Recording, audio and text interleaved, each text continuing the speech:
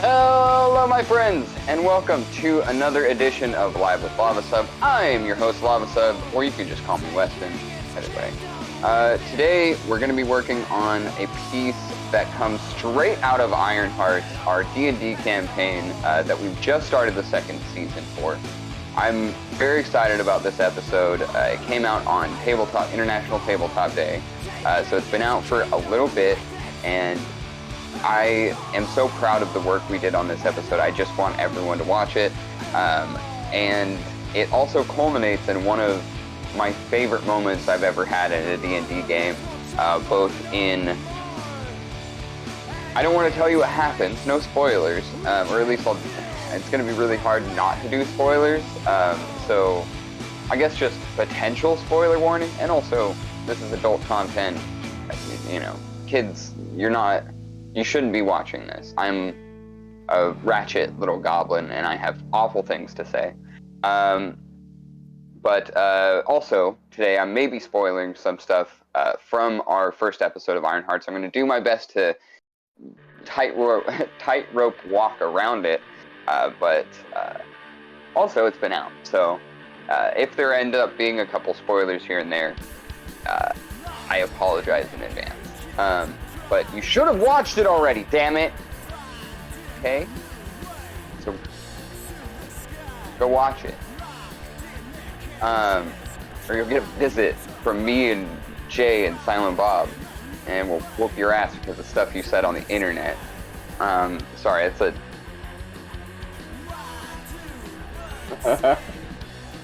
I wish.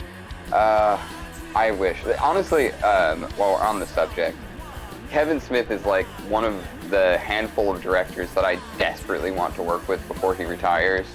I don't care if it's the worst Kevin Smith movie that's ever been made, which honestly, his later stuff has been like, the last few movies were kind of hit and miss for me, but the Red State, Tusk,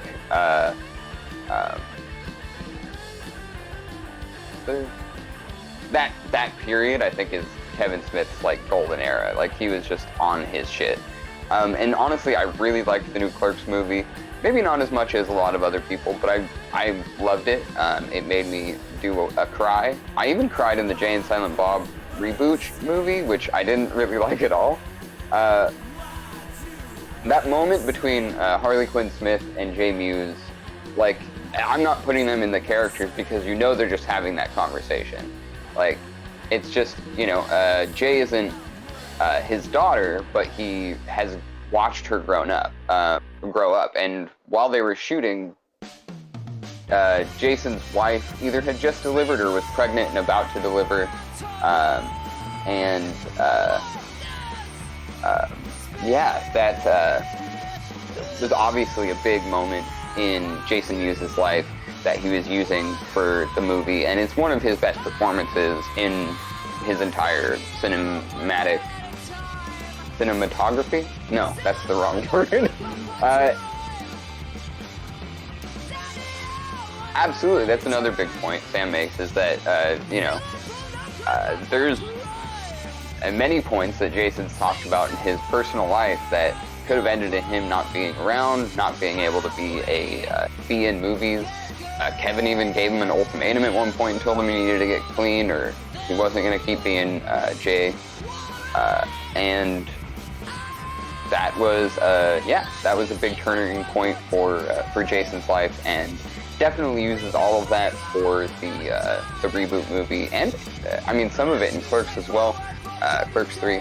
But yeah, I don't know. I definitely like Clerks 3 a lot more than reboot movie, but I like both of them, especially just like, the thing is even the worst Kevin Smith movie is better than almost every other movie because of the like soul, the heart to it. That this is just some dude from Jersey who lucked into movies, made one of the biggest, like, most riskiest moves that so many other filmmakers, died on that hill, literally, or went completely broke, decimated just financially, trying to do what Kevin Smith did.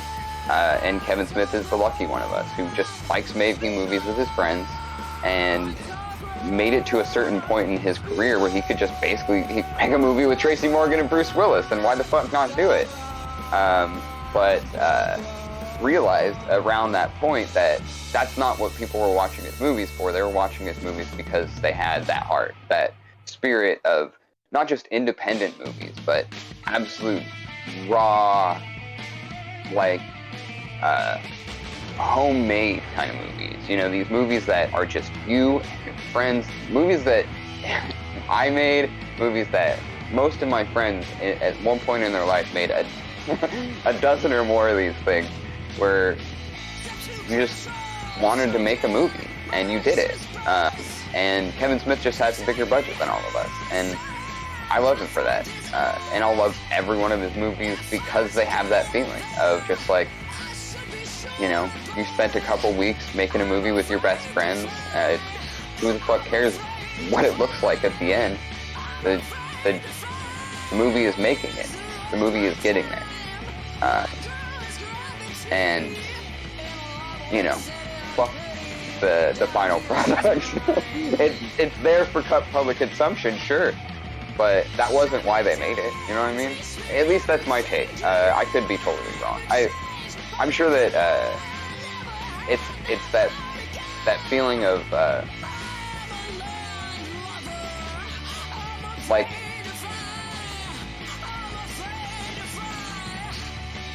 I'll never know if my family and friends like my art, like my work, whether it's music, whether it's film, whether it's like drawing, like we're doing today. I'm never gonna know if they really like that or if they just like me. It's part of, like, you know, you hear similar kind of things from people who discuss like parasocial kind of interactions and things like that, but ultimately, when it's this personal, when it's familial like that, it's hard to separate the art from the artist, if I will. And it's a bias that you unconsciously hold. Whether or not you try and analyze it, it's hard to really disengage from that. Like, especially if you genuinely are like reading it through and like, this is fucking amazing. You know, you're always going to wonder, like, am I just biased because I love this person and I see why they're writing it? I see why they're making it? I think that stuff's really impactful, and honestly, it's part of why I would argue for like more community-based art collectives and things of that nature, because hyping each other up is a huge part of just why we do this. And not, let me rephrase, because that's ultimately what I'm trying to say, but in the wrong way. In this era, we are encouraged, if not near forced to, as artists, put our work online, in most cases for free, for public consumption, in the hope that that will translate into a career that you have worked your whole life training for. It's why we're here, baby! Hawking art all day long. So you're kind of forced to be online, have your work there, present it there. But if you look deep into kind of the past of art and how it tends to form around a small community of people who have something in common, and that movement spawns from that collaboration, that collective force, effectively. And this is comparable to a lot of populist movements, workers' movements that do a very similar thing by collectivizing, by coming together and forming a unified bond with each other.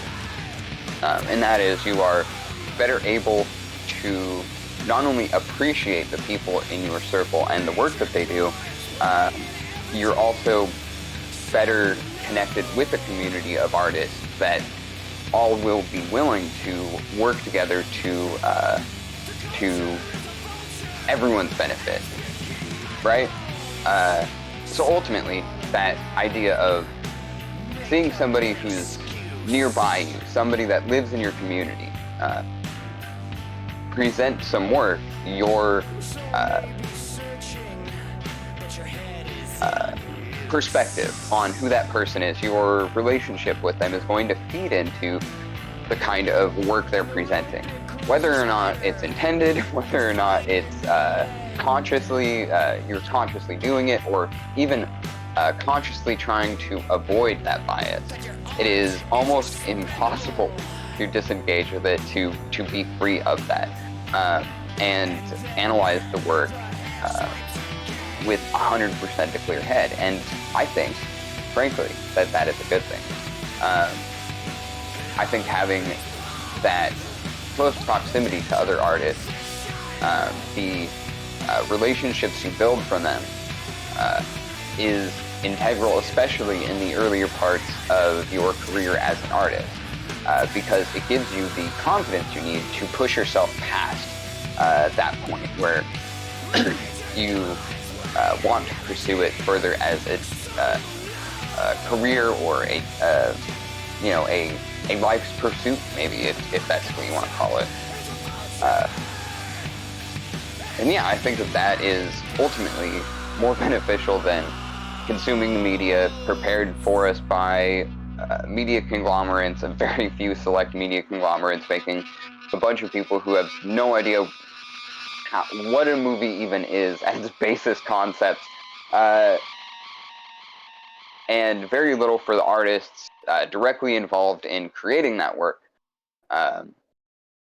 And I think oftentimes those people's unconscious biases are making it into their media, and most people who have been successful, especially in film and music, have a very specific viewpoint that is very beneficial for the media conglomerates and the politicians that they fund to further their goals of a much less equitable society. And having a more community-focused art movement, people in towns propping each other up. And yes, this does already exist. This does happen.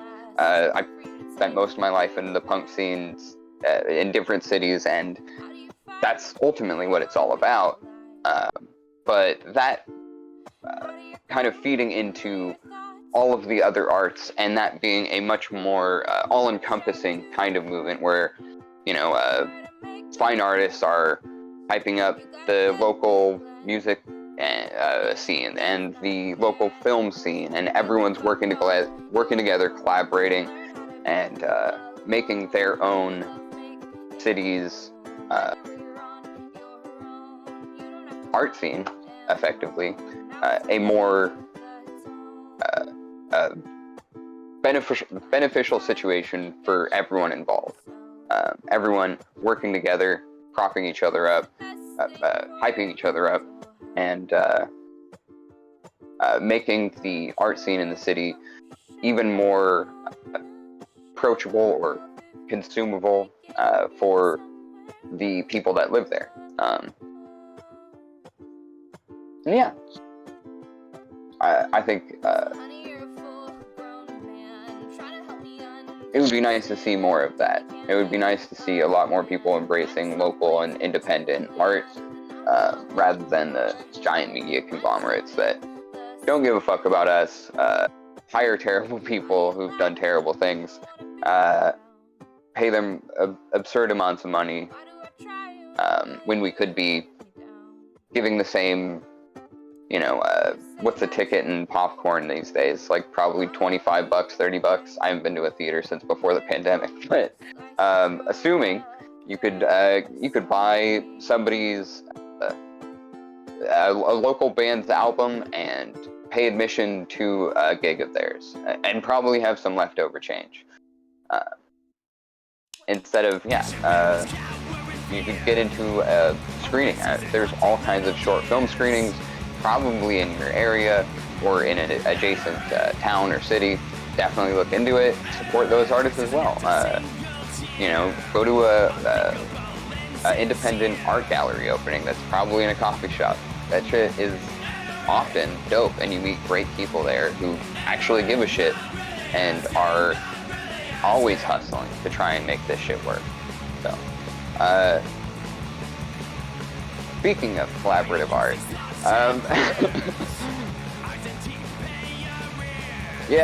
speaking of collaborative art, and what I was referring to earlier with the Iron Hearts, we actually have the drawing for you today. I'm going to switch over.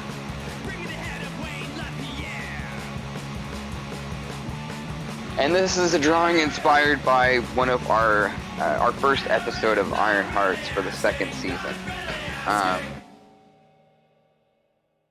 I will probably be giving you context as we go here.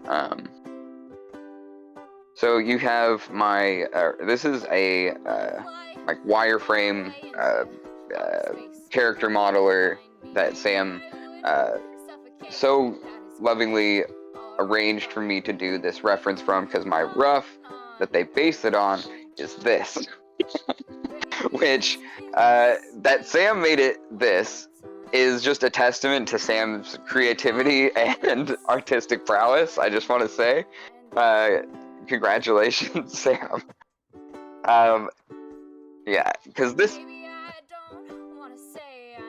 Yeah, and ultimately that's what I was going for. I wanted this very dynamic pose for these characters. This happens at the pivotal moment of the first episode of the Iron Hearts return, where me and Raggle in this episode, in this session, are the only two player characters.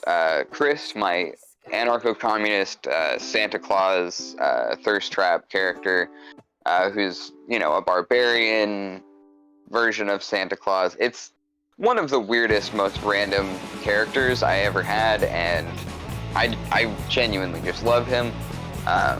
And Raggle, who is like only, I think Raggle's actual age is like 30 or so, but because of some Feywild's trickery, this 30-year-old Dragonborn is now a like 90-year-old gnome. Raggle gambled for power. Let's just leave it at that. Raggle is a very interesting character. One of the most like goblin-y, non-goblin characters I've seen anyone build ever. He's just such a little miscreant. I am frustrated by Raggle as Pip most of the time, because Pip is Pip is the only diva that's allowed to be there. That's how Pip feels. Like, and Raggle is too much of a diva. In a similar way that Chris is always catastrophizing things, Raggle is stoking that catastrophe most of the time. And Chris is a lot more easygoing.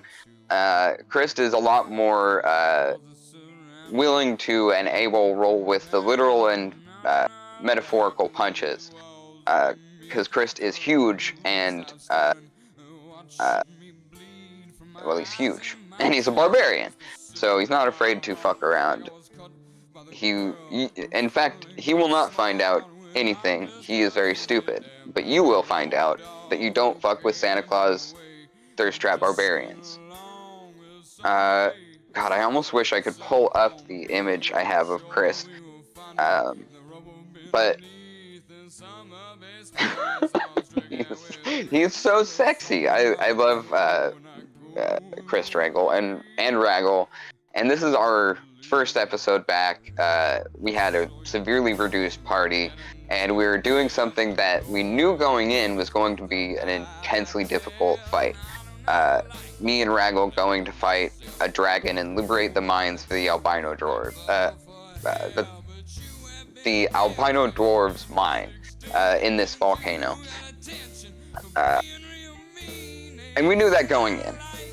But because we're fairly high level, and we were hoping it would be fine, but we definitely orchestrated a plan that hopefully would allow us to not be dead at the end of the encounter, because even even at our higher playing level, we're still only 2 characters fighting. Like, what we found out during the session was actually an even more powerful dragon than we had initially imagined. So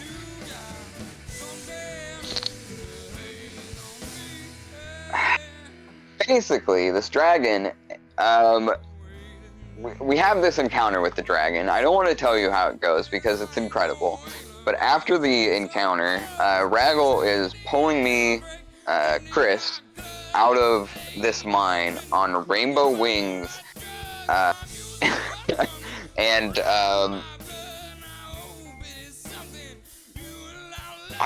we just sat there and kind of like talked about the what we were seeing in character, like what our characters looked like. And you know, I'm glad that this episode came out on the 3rd. And yes, it was International Tabletop Day, but it was also the first 3 days of Pride. And I said during the episode, this is definitely, I think I said it's as gay as I would ever hoped for, or something like that. And I think, yes, that's true, but it was also just like, it's such a, like,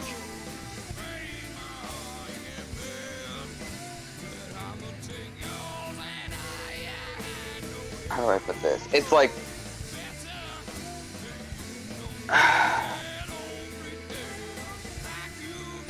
it just felt very,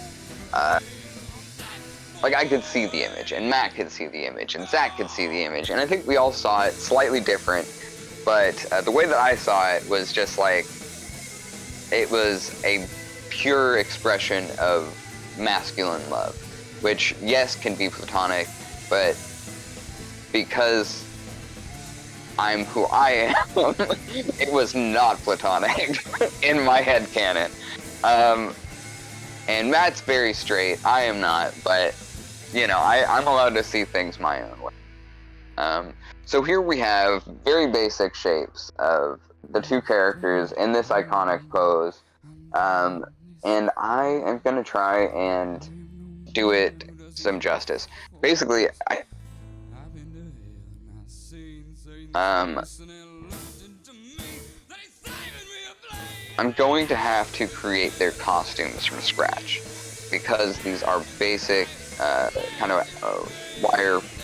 Yeah, they're new character models, so mannequins effectively. So we're gonna have to outfit them appropriately, and that's gonna probably be the biggest challenge of this one. Especially because Raggle's costume is fairly flowy and involved. It's like, I think 2 to 4 pieces in total, like his costume pieces, not including like gauntlets and boots. Where Chris it's a fairly iconic silhouette. It's Santa Claus. We all know what that looks like. So that won't be too difficult, I don't think, especially with the model. Again, shout out to Sam for the incredible work here.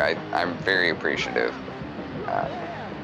And we even have Little Rock, the mechanical dragon familiar that follows Raggle around everywhere he goes. Because, as I said, Raggle used to be a dragonborn.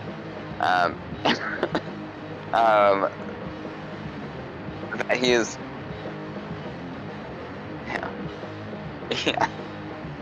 No, we'll make it. Like I always think of the owl from Clash of the Titans.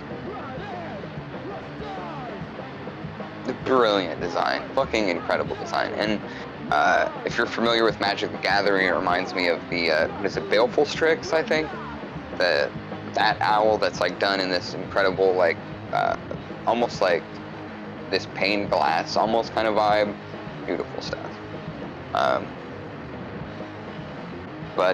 Yeah, so let's not stall any further. I think I'm already through my first hour. I've just been yapping. Alright. Well, I think I'm going to start with Chris, because like I said, it's a silhouette we're all a little more familiar with. You know, I think I might be able to make Christ a little bit bigger. Be really tight, maybe not. Anyway. I think, yeah, I want to start out with the costume. We're just gonna go really basic, kind of a crimson-y red.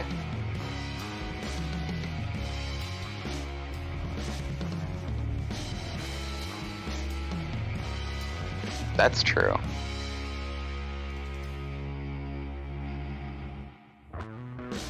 Okay, so I'm gonna actually grab a paintbrush rather than my inker. Or maybe I should do it an outline first.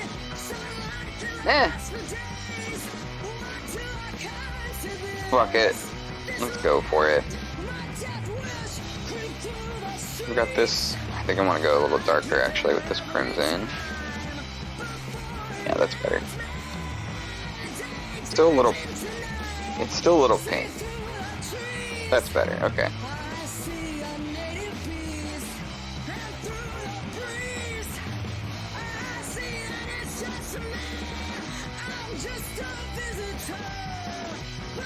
That's the thing, is like, Chris would prefer not to be a murderer. Chris is a gentle soul.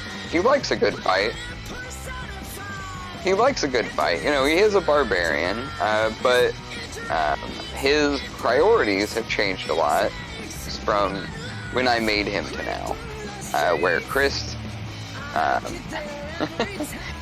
made up Chris's character for a Christmas session that Zach had planned, and ended up getting postponed all the way to July. So Chris was like already a fish out of water by the time I don't like that hat. Like, I was gonna make the droopy go backwards, but I almost feel like the droopy should go somewhere else. Anyway, so I made this for a Christmas session that was actually a summer session by the time we played it, and it was just a fun, silly, kind of barbarian character I made for a Christmas episode, you know? Session rather than episode, because this is before we were streaming anything. This was like my very first Ironheart session, actually. I'd played with Zach and the crew a few times before, but this was our first outing with the Ironhearts. They had gone through a small, like, a few sessions where they took down this, it was like something about another mine that was more like, it's different than this episode ultimately, but it was like, I wasn't there, so I don't know any of that session very well. Zach could probably explain it better than I could, so, but,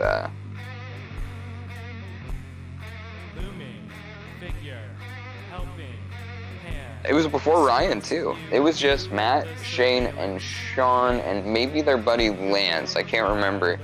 And Zach running it, of course. So, yeah, this was before me or Ryan joined the Ironhearts. Right now, it looks like a hipster beanie.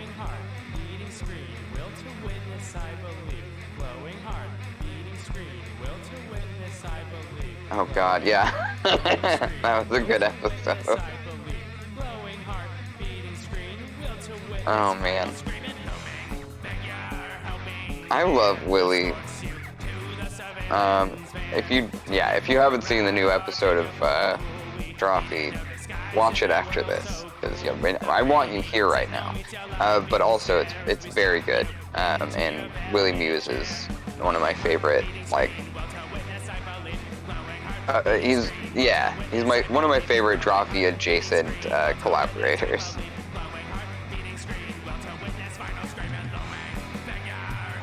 Alright, let's throw some... it looks so funny right now, but I like know how I want it to look, so I'm just going to make a new layer, make sure I remember what I'm doing here.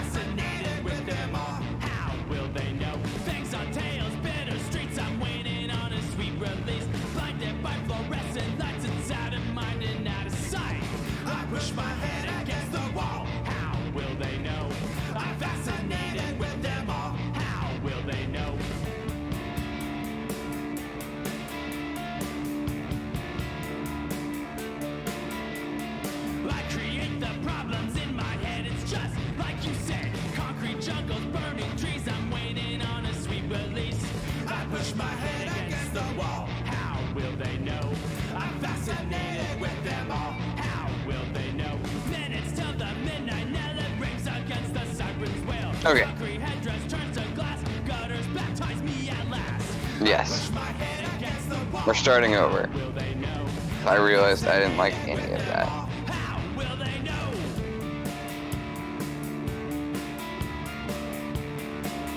I'm on the reference. That's our reference layer drawing.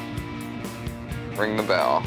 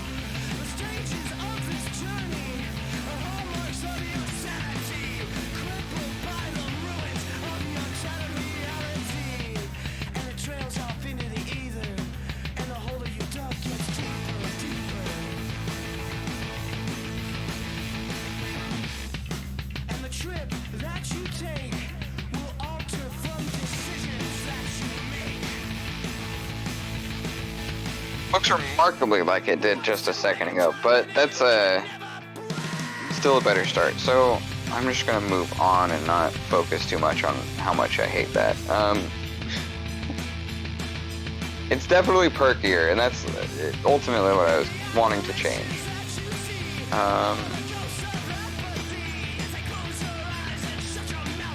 We're gonna have to beef Chris up a little bit.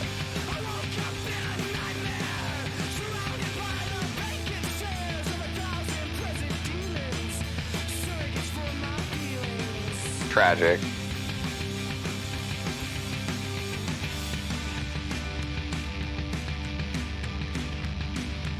Oh, sure, yeah.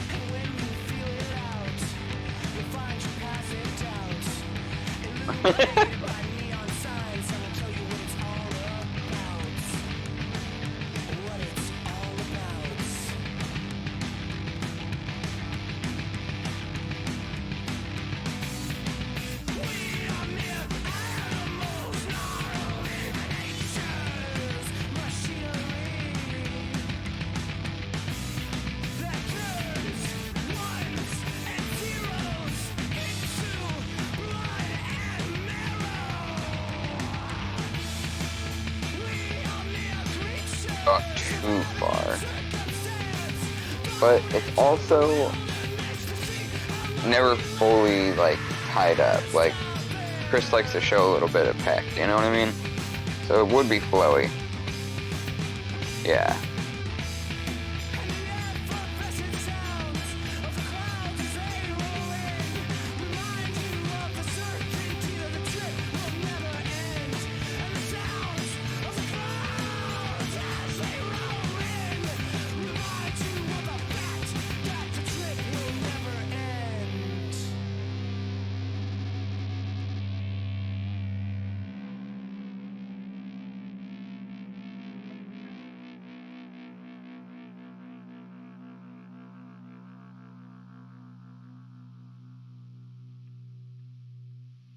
Working on my mileage, checking my time, staying up way too late, oh yeah. I'm going so crazy, I start to feel fine. Microdosing, oh yeah. I've been staying inside all day, letting the hours pass away. Maybe I'll cry or scream instead. All this shit is going to my head, oh yeah. Oh yeah, oh yeah. Oh no, oh yeah.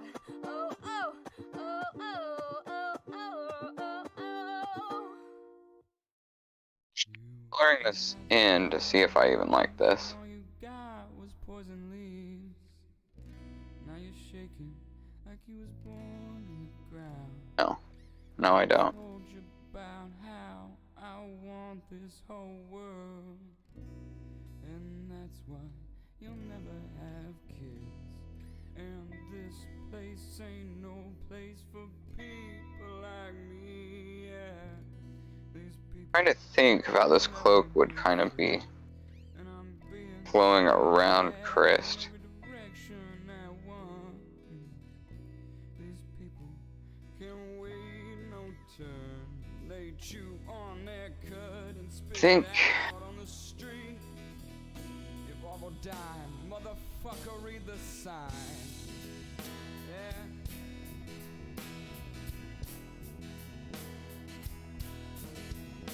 I'm no B-man, I'm no B-man.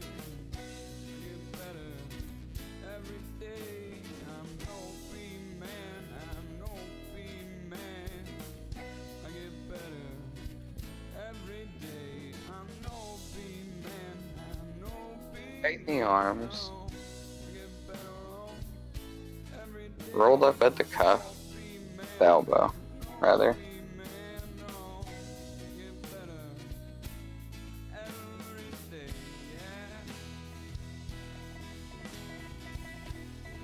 Form-fitting,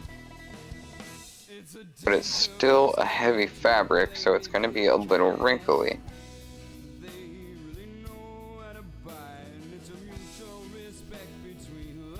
Especially that it is a little bit tighter on a Chris.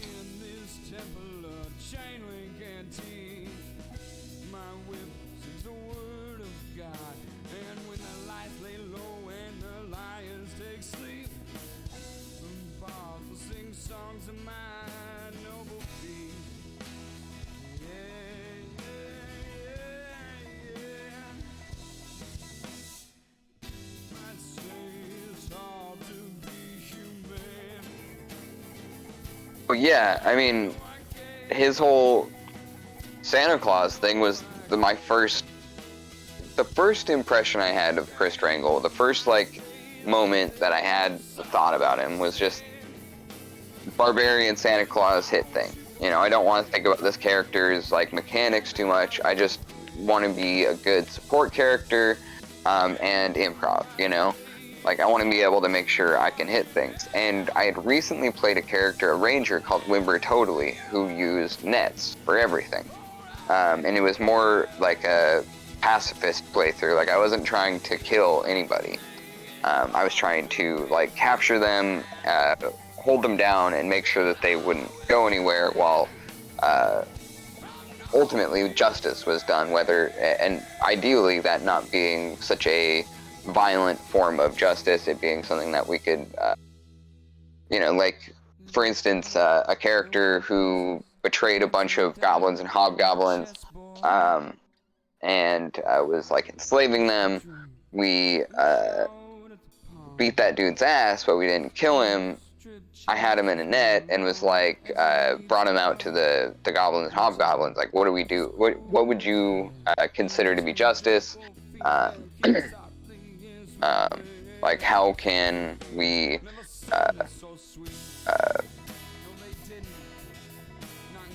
repair the damage that's been done without murdering this character? It was like, you know, multiple sessions of like debate effectively.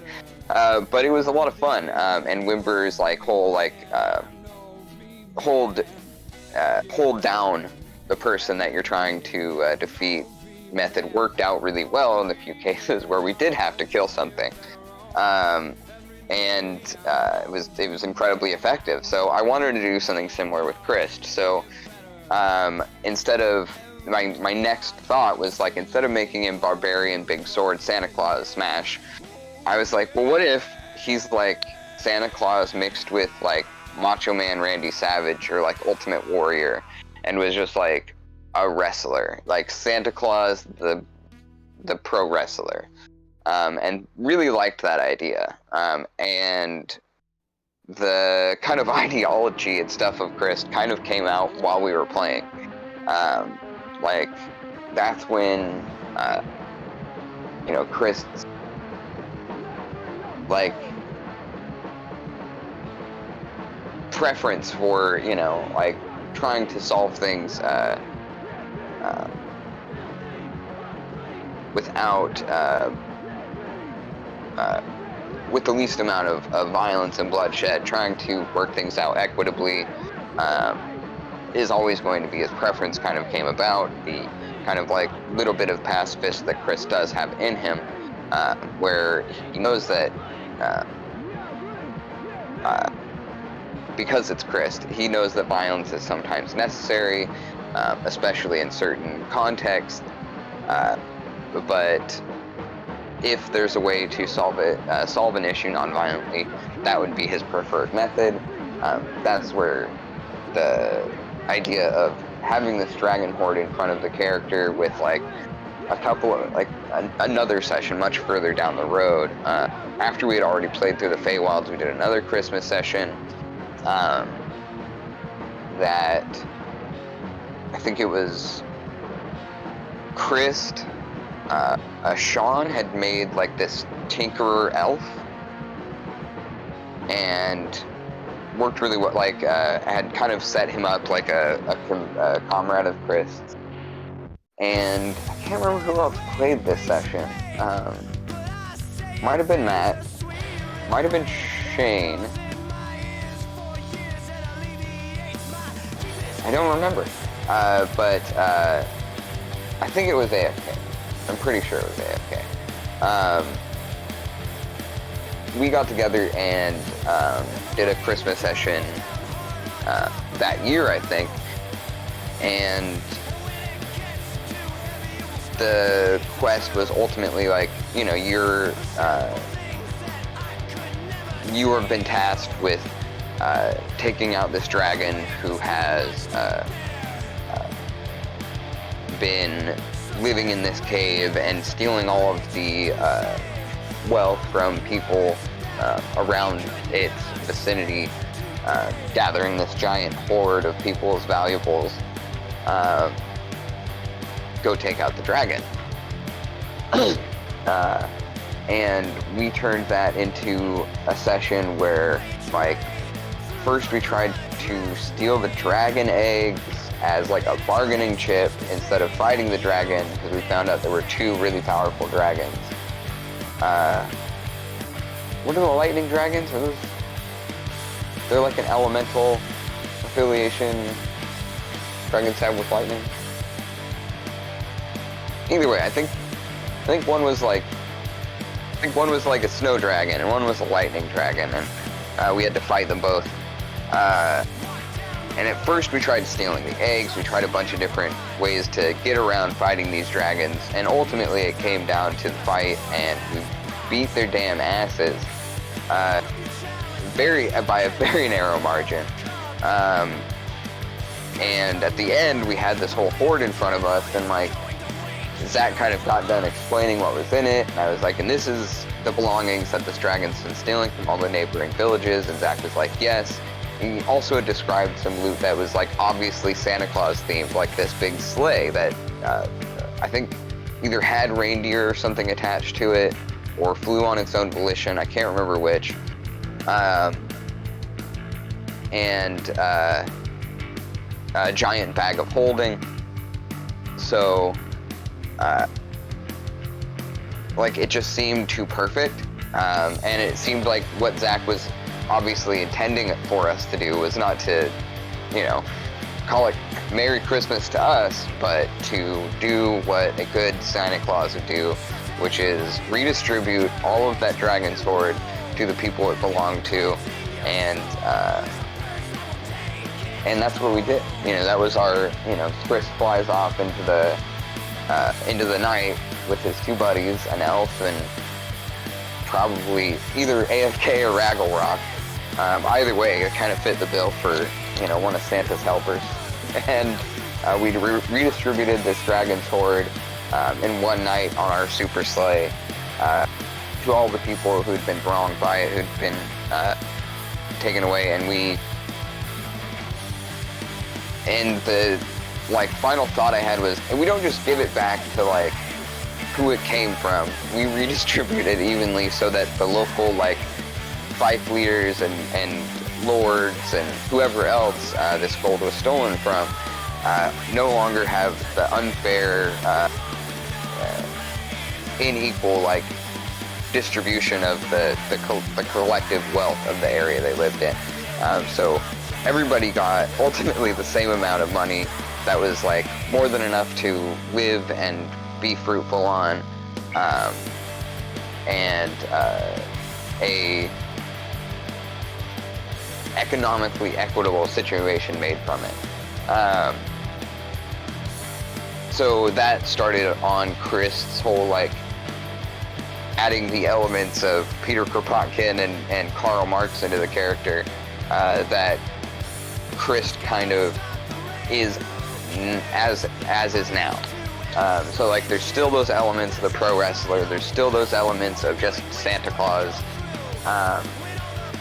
and there's obviously still those elements of him being the barbarian build that I made him as, but there's also this subversive layer that is like this whole self-contained, and by self-contained I mean in my own brain, story about Chris and Dagon and Pip all being part of this growing collective that grew out of the Burr V movement that Pip started, that's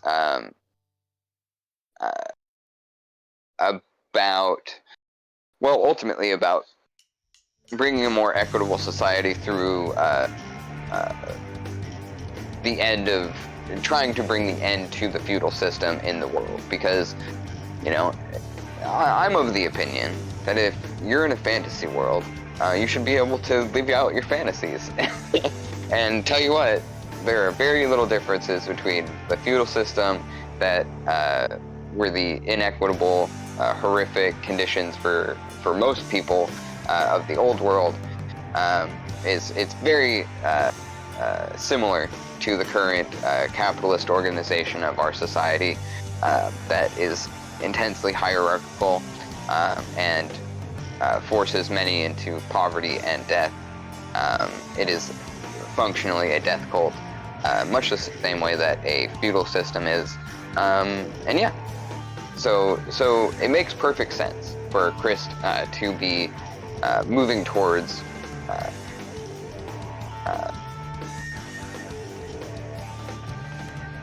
how to say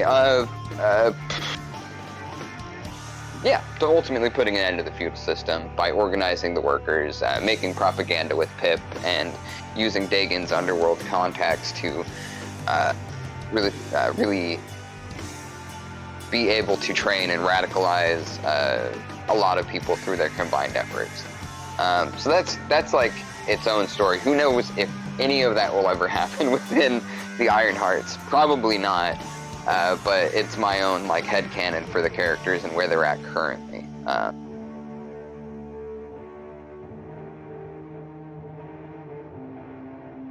Okay. Anyway, that's enough about my boys. I love them dearly.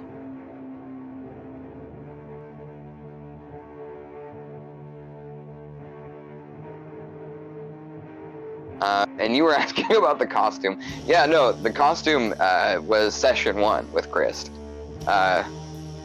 It only got more decorated over time. I don't think Zach lets me play with the sleigh because it would kind of break the game.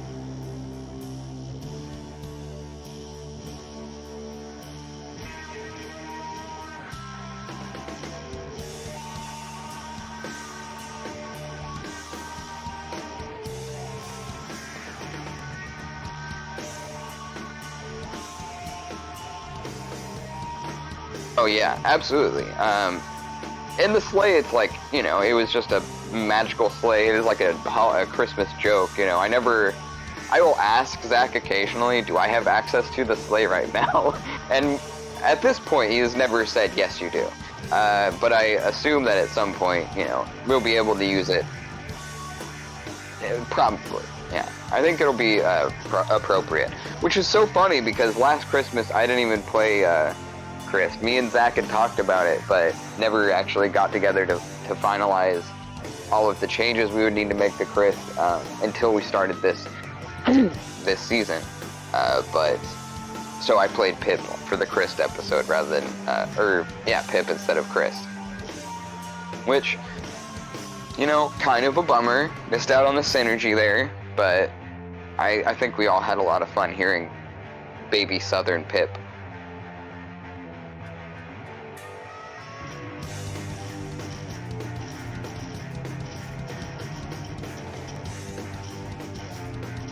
Oh yeah. What would baby Chris sound like?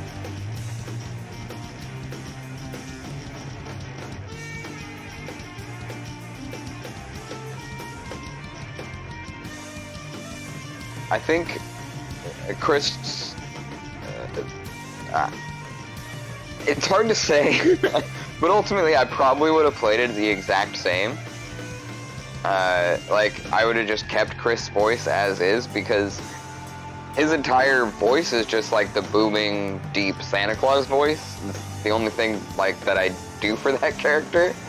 And I think, yeah, so that coming out of a 3-year-old would have just been funny. That was my thinking.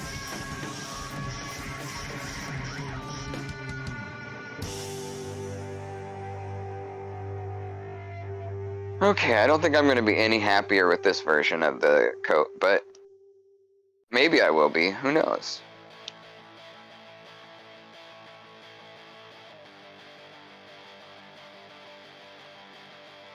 That's true.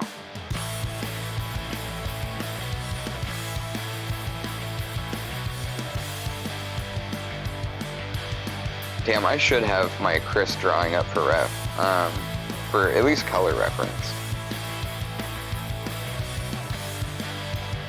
That's better. That is better. Okay, we can move forward now. You know, I'm actually gonna cheat. I'm gonna cheat because I'm a cheater. I'm gonna go underneath that layer just to nail out Chris's pants. A little bit of a tongue twister. Crisp's pants.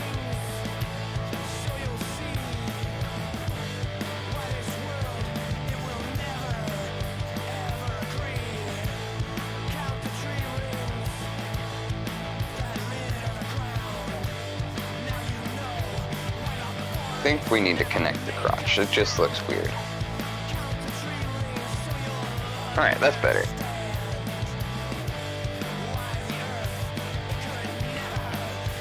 Well, specifically because the model has nothing. And also, the model is not wearing any clothes. And if the model were wearing clothes, we would have like the little bit of overlap and a much smaller gap between the two. Like, anyway, yeah, ultimately. Like, yeah, and Chris got a bigger badonkadonk, bigger legs.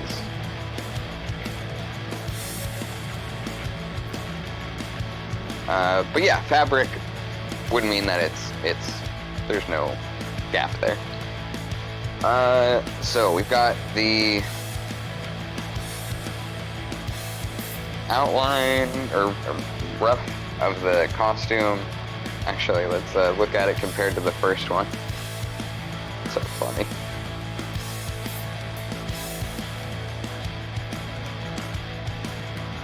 Really not that different.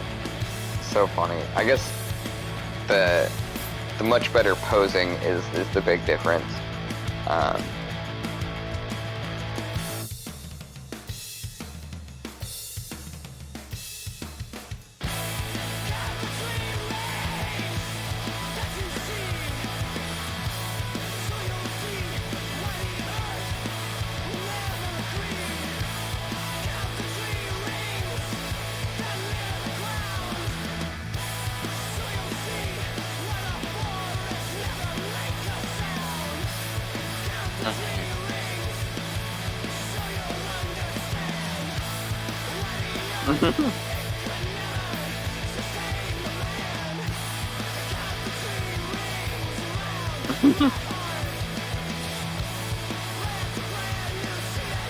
Yeah, I feel that.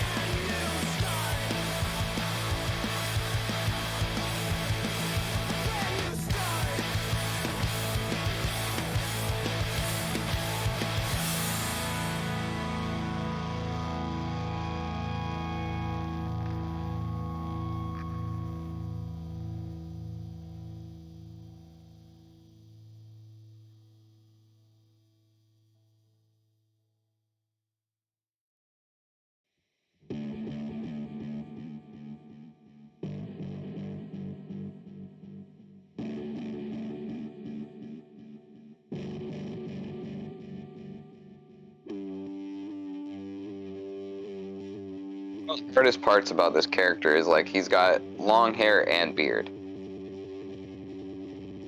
So like, once the long hair is in there, where do you even put the beard?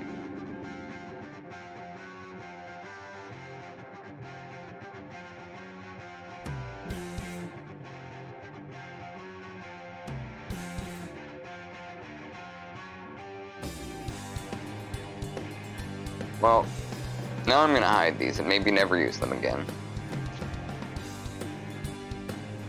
And start over where I should have started, which is do an outline.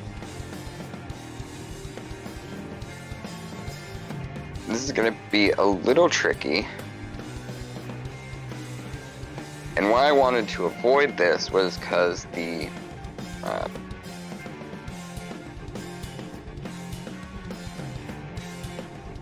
line work obviously is going to have to include the costume. I have to make that up on the spot, and it's going to be a little bit tricky as a flat line or as a a regular hard outline. So we'll have to see if I just hate this and do a different drawing in an hour or so. It's definitely possible, and I still haven't finished last week's drawing.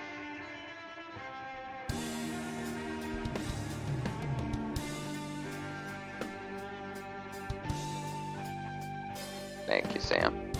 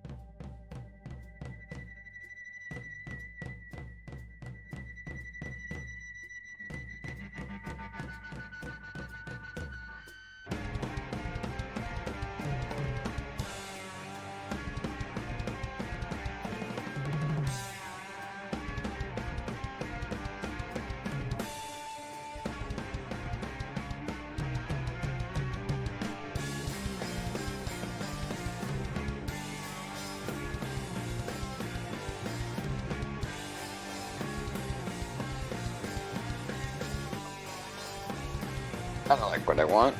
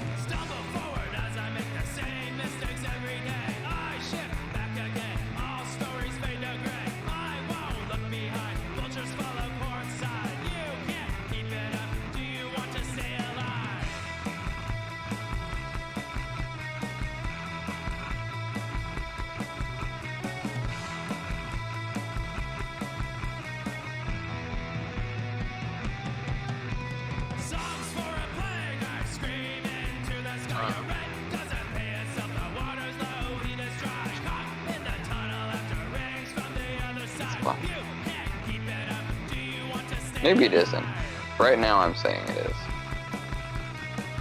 Oopsie.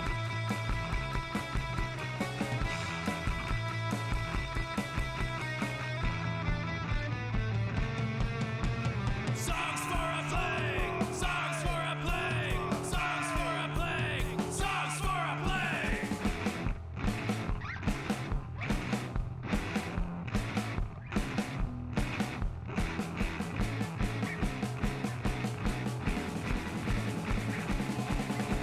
Stumble forward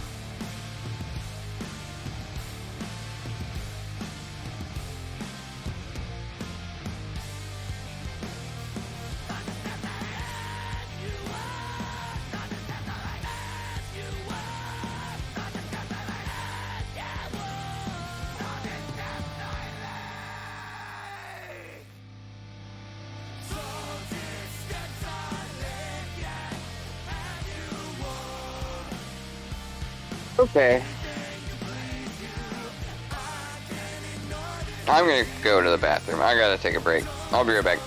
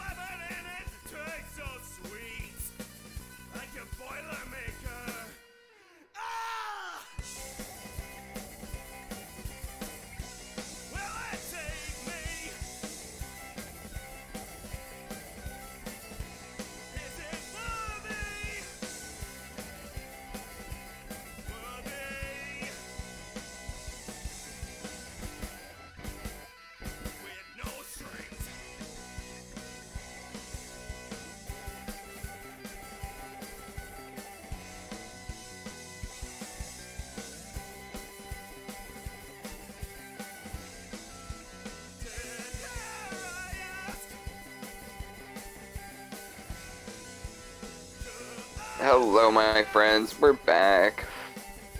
So, I've got a lot of similar shapes here, and that's good. I'm not mad at this outline, but I am just generally frustrated. This piece is gonna be harder than I want it to be, but that's just the way it is, baby.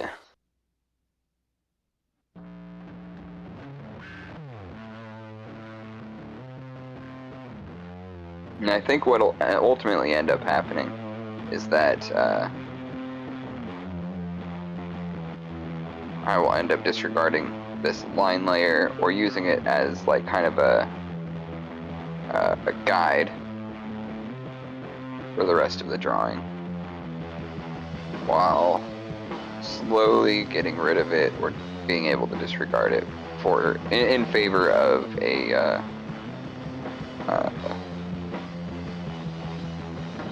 more painterly approach like I started. But I'm really just figuring out how these shapes work, like how the fabric fits to the body, how the body is a little bit bigger. Like Sam suggested earlier, I can always make Chris just generally bigger in the by selecting the shapes at the end of it, isolating the frames, or the layers rather, and moving those. But I have to account for Chris' physique, which is a very large man, and adding that to adding the fabric is a little bit of a head trip, but right now I'm not ready to move on to another drawing. It's just the right amount of frustrated, where I'm pissed off enough I want to finish it and prove that I can do it, while also being very angry about having to do any of that. When you know the feeling? If you don't know the feeling, I can't do nothing for you, baby. Alright, so I have to remember the belt is going to cinch right around here. I'm going to bring it in for the belt. Oh, got a cat visit. Hi, buddy. Hey, bro. Hi, bud. Are you trying to sit on the cords? That's not what I want. Oh, you're so precious.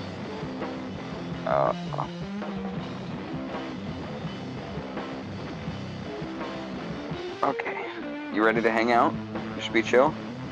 I'm not gonna be able to give you too many pets. I'm busy drawing, buddy. Scott, whose cat this is currently out with his buddy Patrick making a little movie.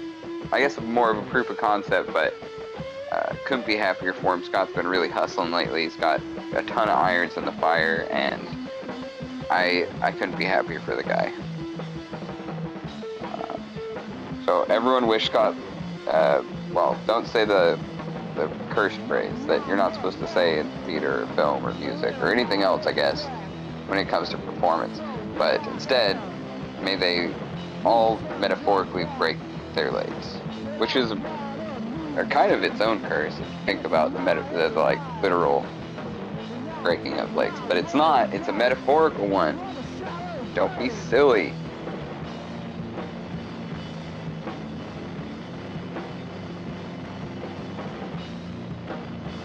No. No shit. So Sam just dropped a truth bomb, dude. Evidently, so how did they bow? That was like, because evidently Sam has informed me that this comes from a tradition of how they would bow in Shakespearean time. Now I just...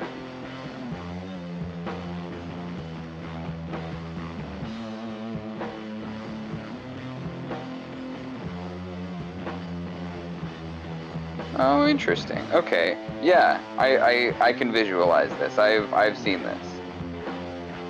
I'm cultured. I've seen Shakespeare. Actually, that's maybe an interesting story. I actually got to go to the big Shakespeare festival in Ashland one year, in 7th grade, as part of a class field trip that happened every year in my elementary school, or middle school, I guess, in high school, in Reading.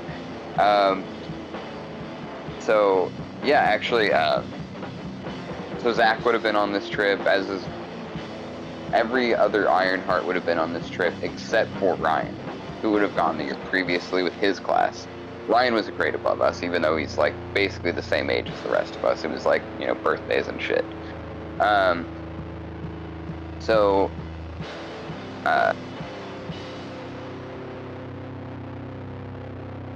We're from a very poor part of California. Very low income families went to my schools.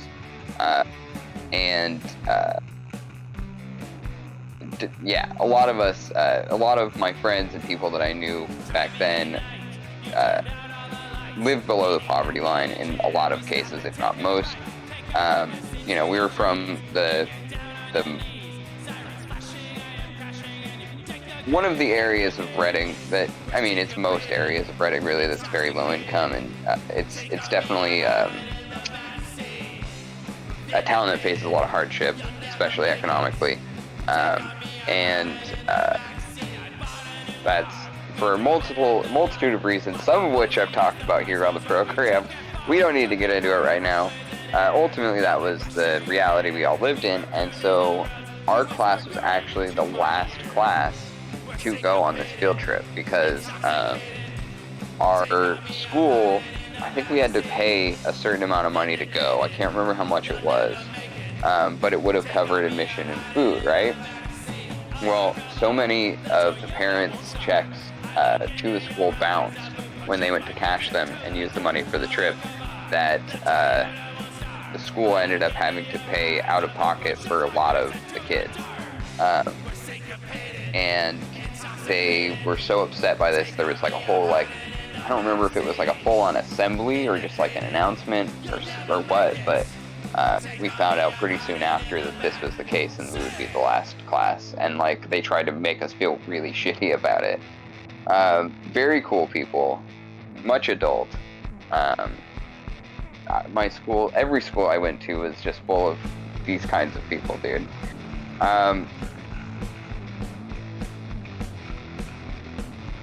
Yeah, exactly. Yeah. It's pretty sad that it no longer happens at school, although so much has changed in so many different ways up there.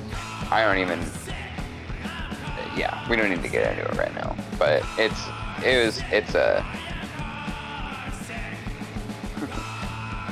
a fucked up situation, and it was fucked up back then as well. Yeah, but we did get to go. We saw, I think it was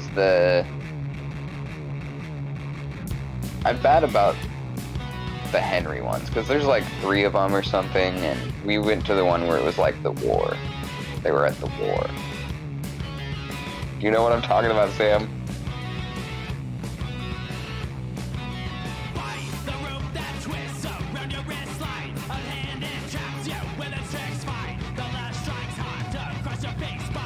Jesus Christ, yeah.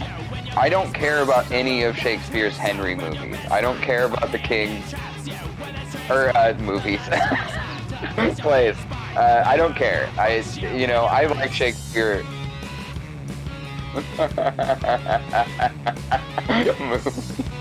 Anyway, I just mean, like, the Shakespeare ones I care about are the ones with fucked up little guys, like Macbeth, like Midsummer, like fucking Othello. I love a Shakespeare with a fucked up little guy in it. Romeo and Juliet, underrated, frankly. Romeo and Juliet's one of those plays I feel like has a bad reputation because of the differences in cultural landscape. That play actually just bangs, and I think Baz Luhrmann really deserves a lot of credit for like showing us how to do it in a way that makes more sense at the time when he made it. And I think like there should always be, like, generationally, there should always be a new Romeo and Juliet, and it should be good. It should have a lot of money put into it because it is a good story. It's important to tell, and I think that there's no shortage of reinterpreting that work to make it new and exciting and fun and interesting.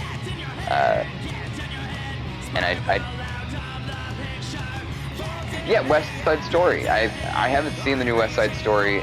I wasn't super excited about it. I just was like, why do West Side Story? But you know, I definitely can see the like value of doing it in a new and different way and all that stuff. And there's definitely a lot of changes that I've heard Spielberg made to the original to make it his own, and I'm interested. I just haven't got around to it at this point. I wasn't excited at first. I'm more excited to watch it now that I've heard a lot about it. But yeah, I think generationally, you know, I think reinterpreting the work, doing it, you know, most of Shakespeare's stuff that has a silly little guy, a malicious little evil goblin in it, they're fun. Like Othello bangs so hard, dude, and Macbeth. I mean, both of these. Isn't someone doing a live action Macbeth coming up here soon? Like somebody that we care about. I don't have my Lappy. Yeah. I don't have my Lappy with me today, so I don't know either, but yeah, I'm pretty sure someone's doing a Macbeth.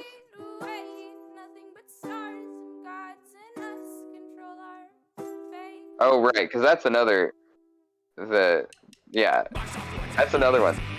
That's another one that gets a lot of euphemisms, is Macbeth. It's cute.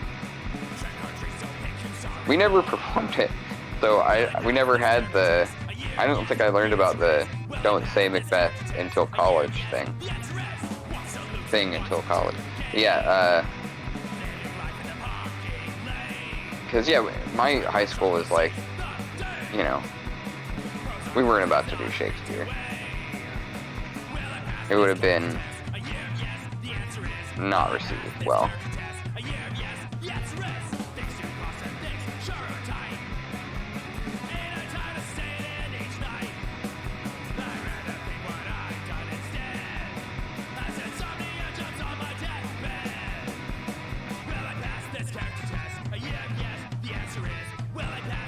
Yeah, that's not how you want to do that. That sucks, yeah. That's definitely not gonna make people want to watch your play if they're forced to go.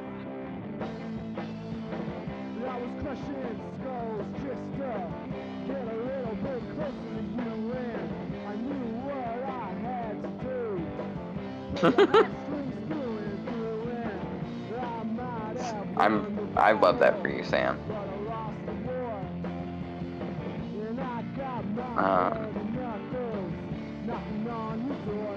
Reading like tunicky, what is wrong? A long coat like his would go down like to the thighs, wouldn't it? Like I'm putting it at the top of the end of the butt, at the bottom of the butt, and typically a cloak like that, or would even maybe go down. He's usually depicted as one that goes all the way down to the floor, but I don't think that works for Chris. You know what? Yeah, I think in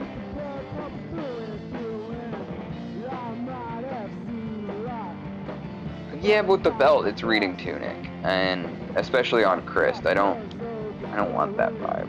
And if in my too much Zelda. And I think in my original drawing of Chris, not my original one, because my first one, I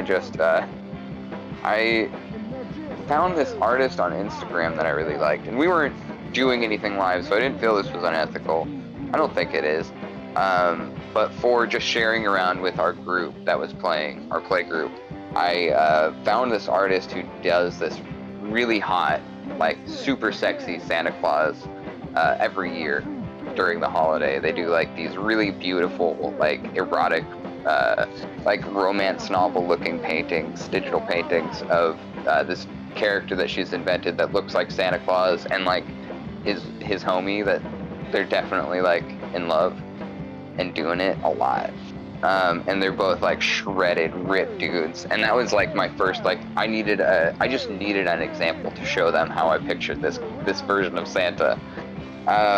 Because he was always hot as well. That's something I forgot to mention earlier. This was always a very fuckable Santa Claus. With, you know, I think that it kind of like implied that with the pro wrestler thing, but those guys that I mentioned, I wouldn't fuck Randy Savage or Ultimate Warrior, but I can understand their fuckability in the era where they were in their prime. You know what I mean?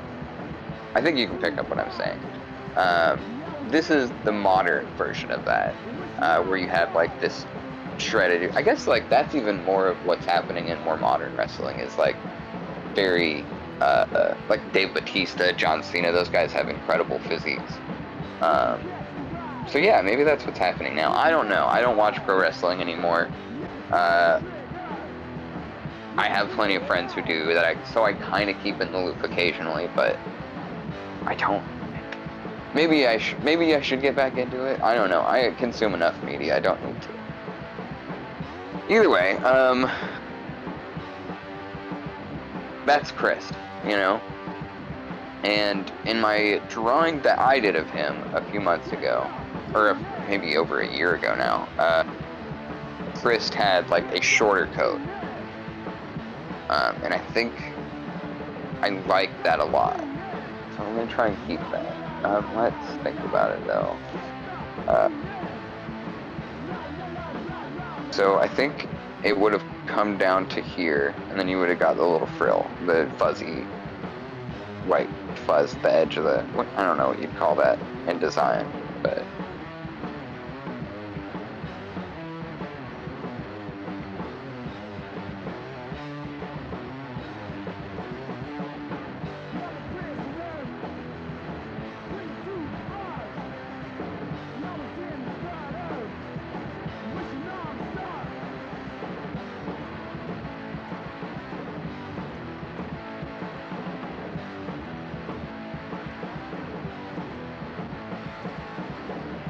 that's not great. Oh man.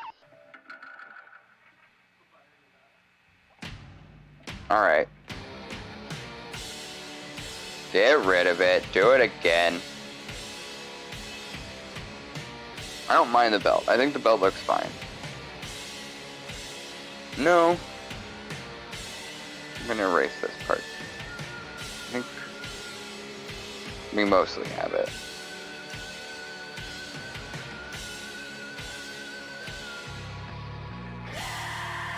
Definitely required more concentration than I thought it would. That's for sure. I thought it would be kind of, because I had like, you know, I had this beautiful like reference to go off of. I have my original rough draft go off of. I thought this would be a little bit more like I could chat through it, but I'm like really having to focus to make sure it makes sense to me.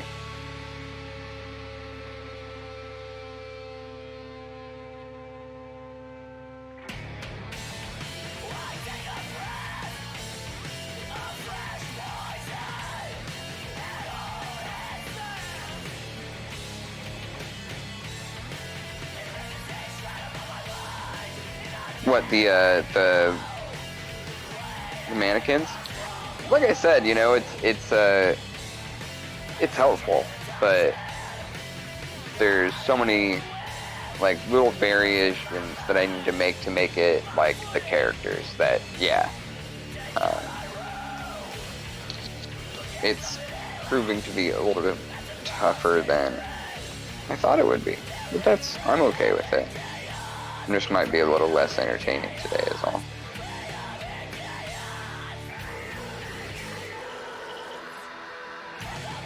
But you get to watch me figure this out.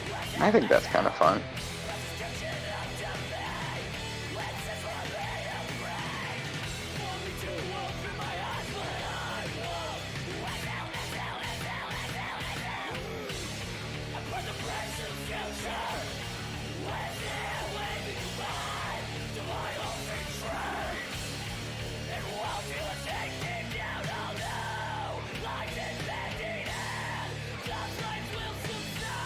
But I can make a diction out of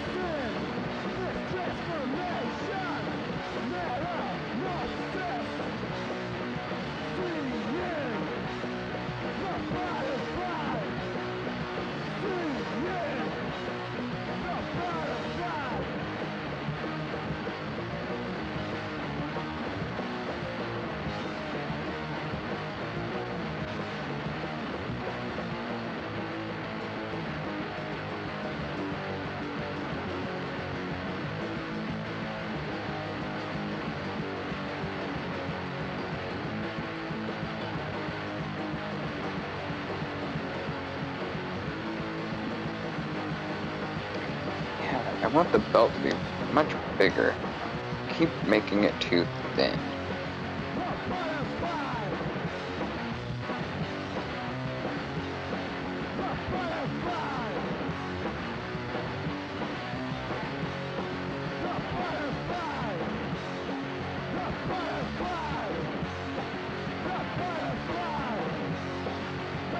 So it starts there to end like here.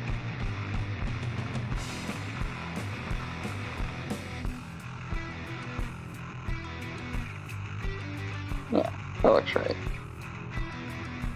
Okay. Oddly convenient. Grinding teeth, I'm stuck again. I got the same cause in my head. Gears, bootstraps spit up and they're Okay. eating shit in plastic gowns. Let's work it out. I sink into a pit of lies and all my fears circle the drain. The grip is cold, my sins are hot. I take my demons for a walk, incinerate me like the mob. It all goes aflame, slow ride to ecocide. It all goes aflame.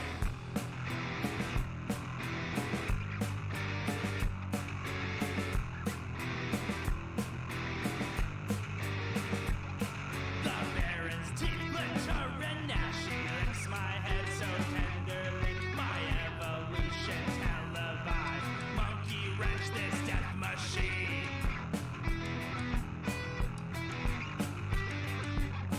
I turn my gaze down from the sky. Come all ye faithless, pray for rain. Zipping, stepping, kiss my path. Face to face, I don this mask. Incinerate me like the mob. It all goes aflame. Slow ride to ecocide. It all goes aflame.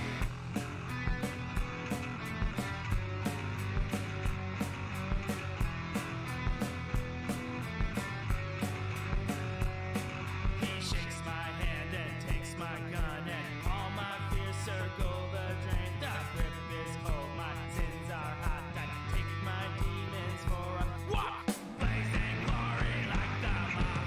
It all goes aflame. Grease the slide to fratricide. It all goes aflame. Incinerate me like the mob.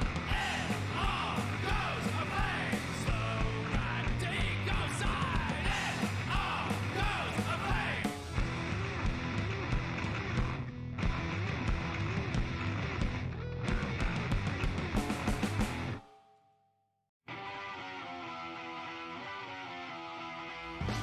I notice what we crave. A blinking weightless gray rest assured you won't be heard out there. Rocket to your eternal sleep. In this dark there is no sound. Don't you know this is no good? Floating on. Too tired style. It takes a while. You can pay for peaceful resting. Unaware, just 'cause you know it's there. In this dark there is no sound. Okay. Drawn on the reference.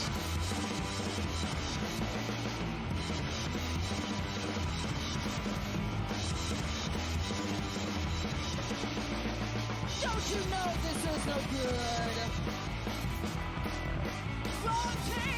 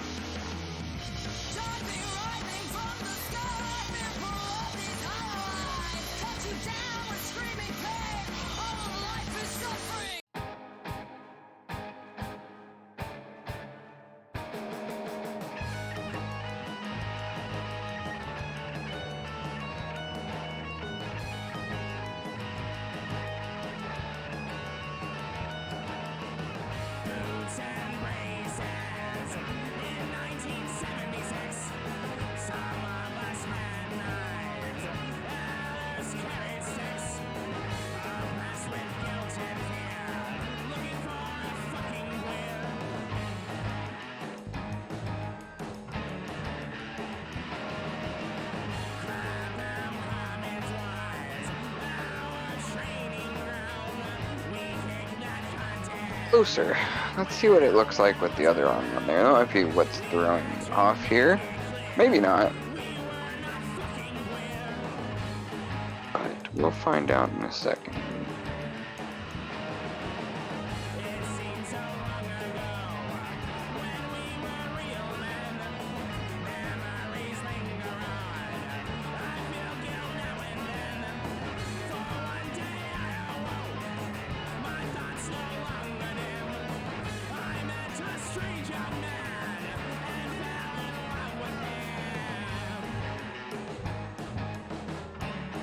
That's right.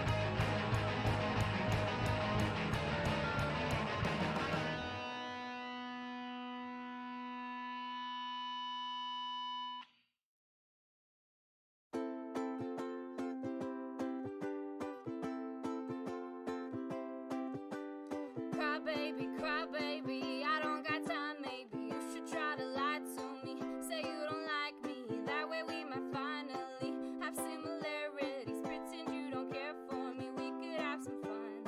I know you don't dare spend your time with anyone, so lie to me, say you don't like me. Pick me up and fight me, I know that you might be just depressed and lonely, but don't love just show me that you want my body.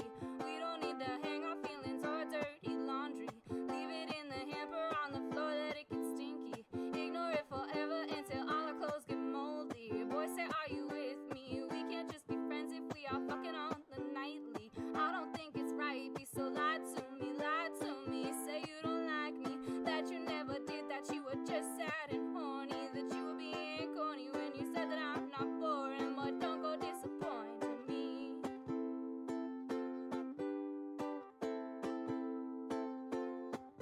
Cause you know I'm emotional and unavailable. Call myself bipolar, but that thinking's probably wishful. I tried to explain it, but my foot becomes a mouthful. Thank you. So lie to me, say you don't like me. We can save our feelings and we can end things kindly. I'll lie to you, say I don't like you. Be passive aggressive and let you think I'm just rude. Lie to me, say you don't like me. I'll lie to you, say I don't like you. Just lie to me, say you don't like me. I'll lie to you, Oh. say I don't like you. If you lie to me, say that you like me. Ladies and gentlemen, welcome. Tonight we have a very special act for you. On guitar, Whisk Escobedo. On bass, we have that guy Casey. On drums tonight, it's Miles. And singing for us tonight is Troshawn Johnson. It's Moonsick.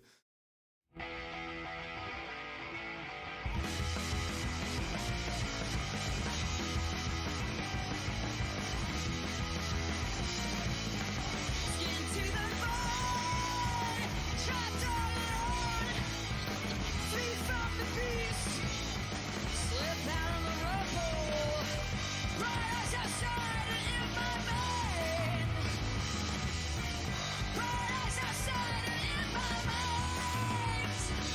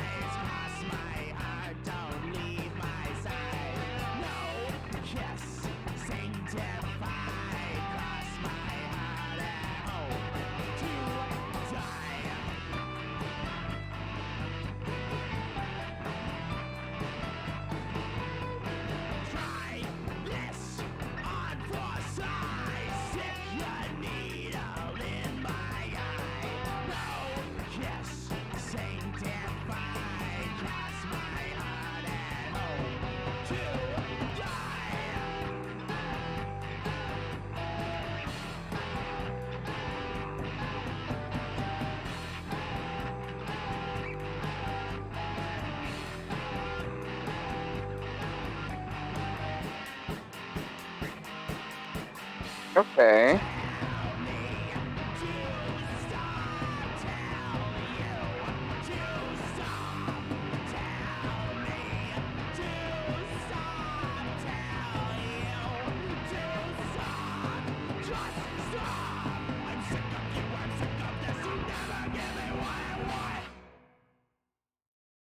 Okay.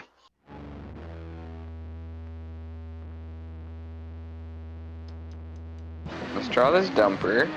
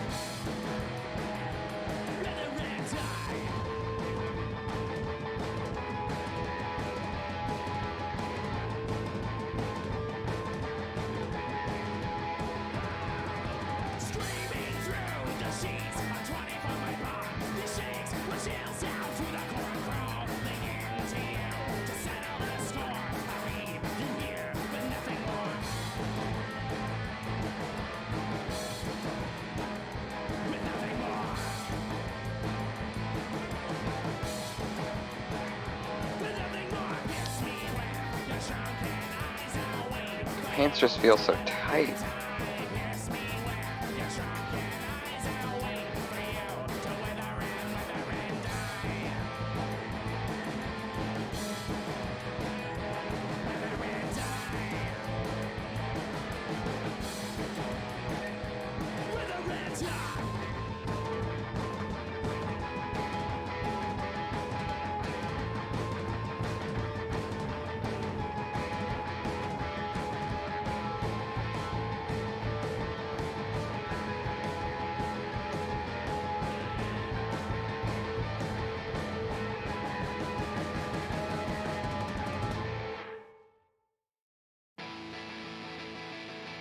There we go. That feels better. And this is basically Chris.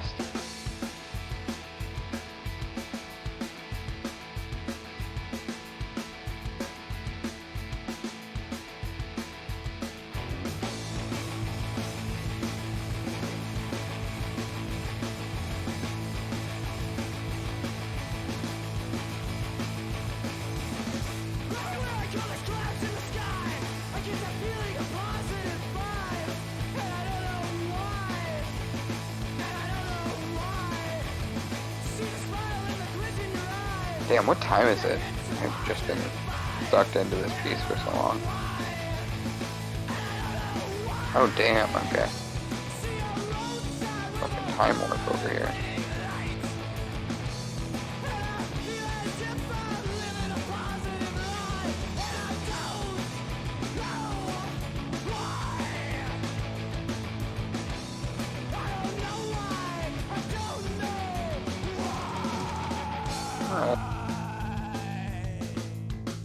Feels like we got a decent outline for Chris. Not in love with it, but like I said, I don't think this is gonna hang around till the final drawing. Let's remember though, I need to draw them on separate planes, on separate layers, so that later if I want to adjust their bodies at all I can, without much of an issue.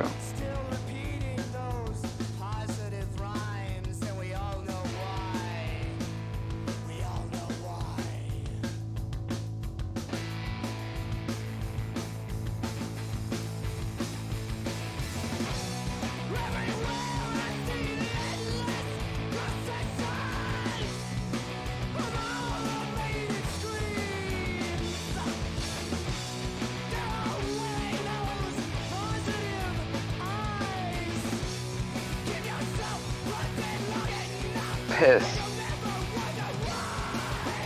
Alright, well, I just realized that Chris has giant gauntlets. I was like drawing Raggle's hand. I was like, wait, doesn't Raggle have like some kind of clubs or something? But ultimately it doesn't matter because he's just like, he's a Raggle. His costume is the least interesting thing about him. But for Chris, remember he has these. That made me remember that Chris has these big old gauntlets that I totally forgot about. Oh, well.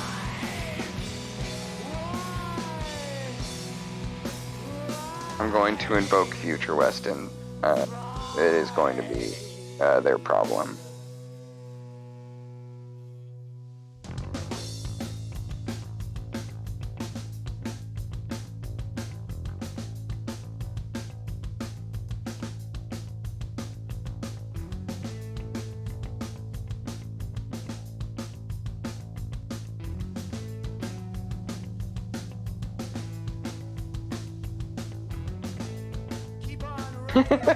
That would be funny. Alright.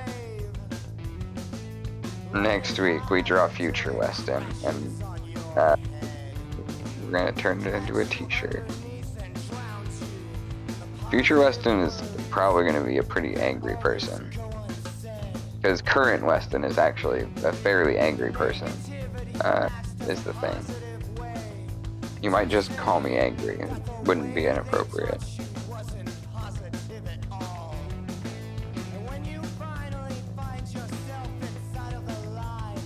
Though I would argue neither is my anger inappropriate, so choke on that one, nerds.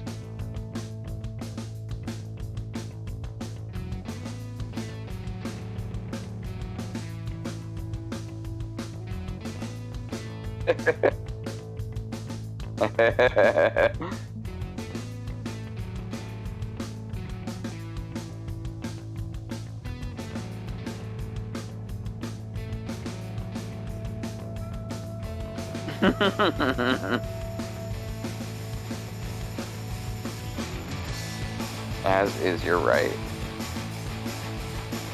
As a millennial.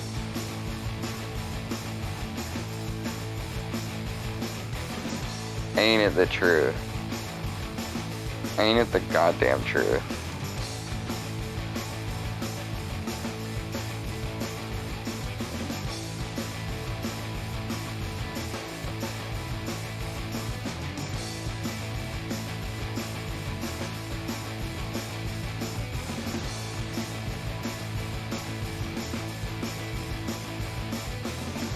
if I'm not mistaken, Raggle has like a vested cloak kind of thing, and then like kind of a like a peasant's top kind of inner layer. That's how I remember Raggle. I could be wrong, but that's how I remember Raggle, so that's what we're doing.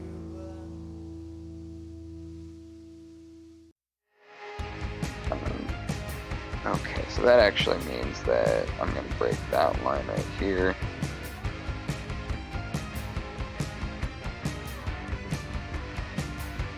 Right?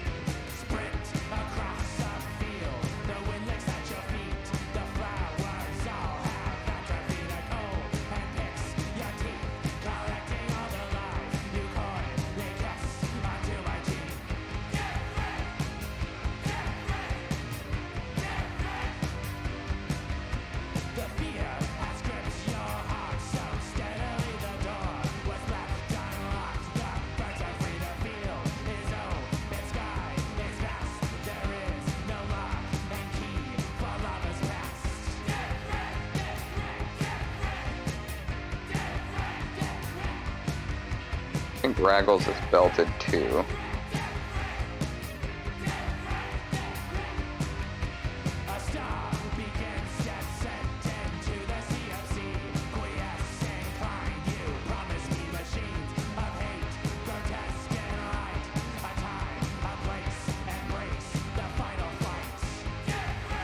So real.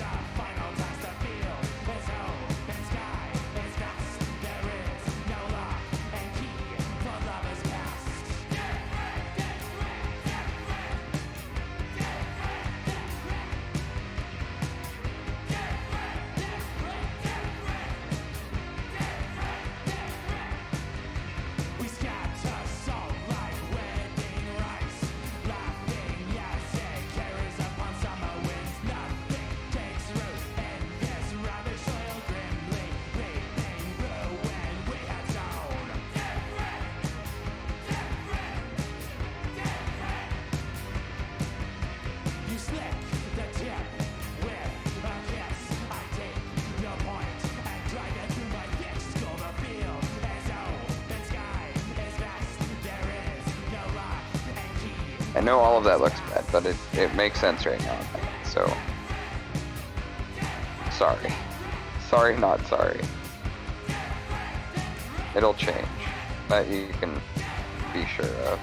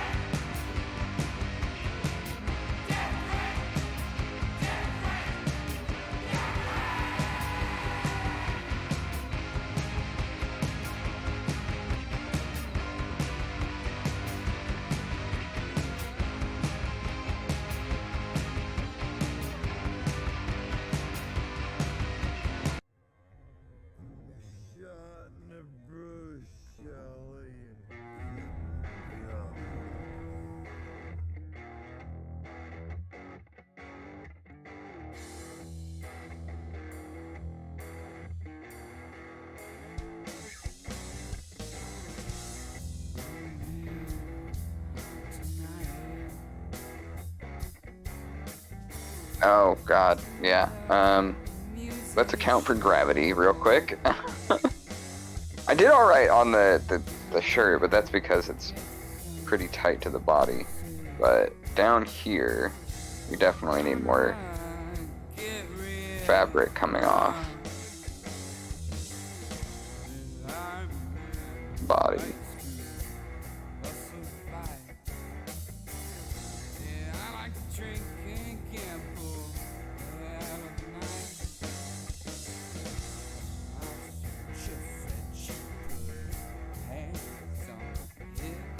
no shade to anyone just starting out, but my neighbor is like learning guitar right now, and I tell you what, I desperately want to go over there and teach them how to play guitar.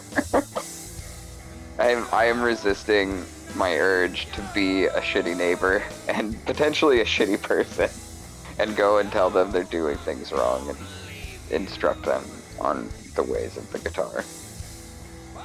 But I'm not going to do that because that's a dick move. Don't do that to people. Everyone, don't do that.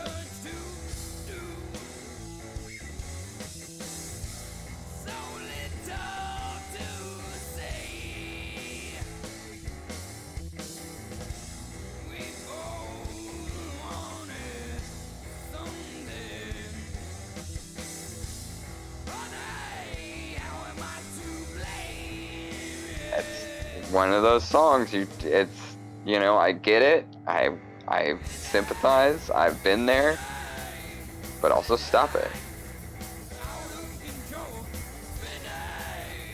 Also, like, their, like, frame of reference for guitar is frustrating, like,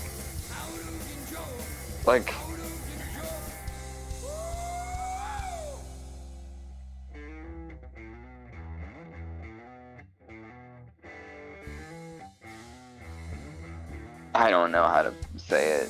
Ultimately, I don't like their taste in music. It doesn't feel like a reference we need more of in music. It's like something that's terribly dated and wasn't necessarily very good in retrospect. So,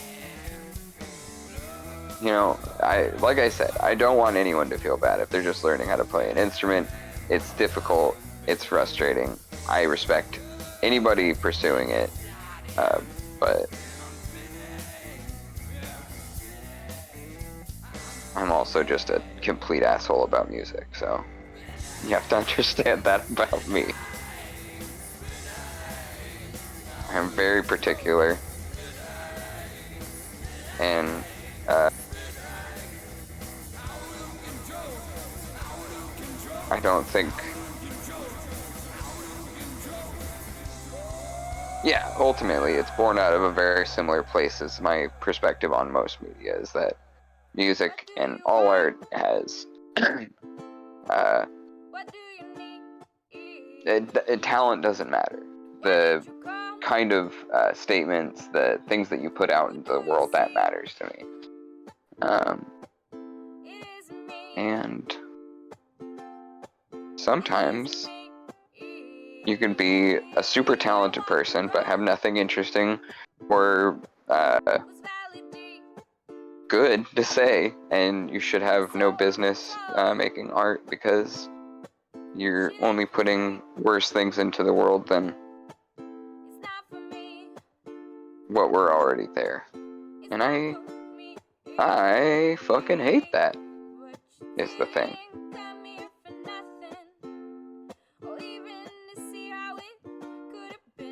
Like Ted Nugent, Gene Simmons. Atrocious people. Might be talented. Certainly can't argue it. Fucking wretched people that have no business making art.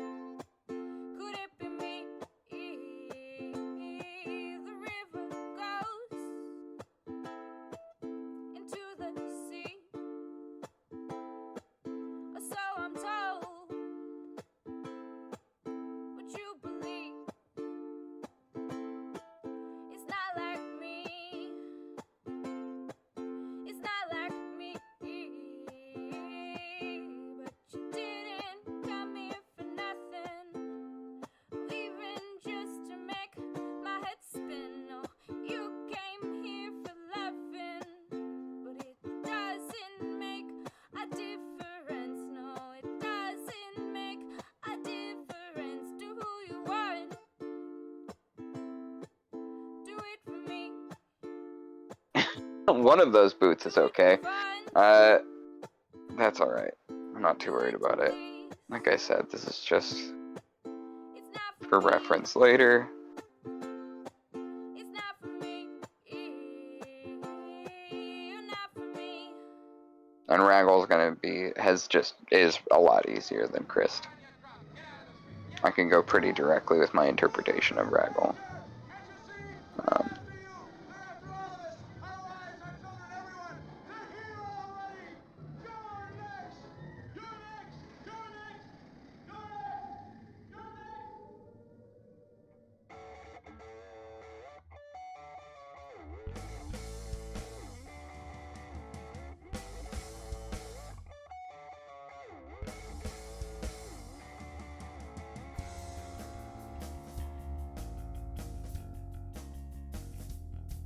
You could drape yourselves in American flags. We'll create a banner to fly in vain. And we're all set to eating children. I was about to freak out about the wings, but then I remembered they're not, like, attached to Raggle's physical body. They're a magical spell. So I don't have to worry about it at all. Oh, right, Raggle has a big beard. Okay, let's, chop that in here.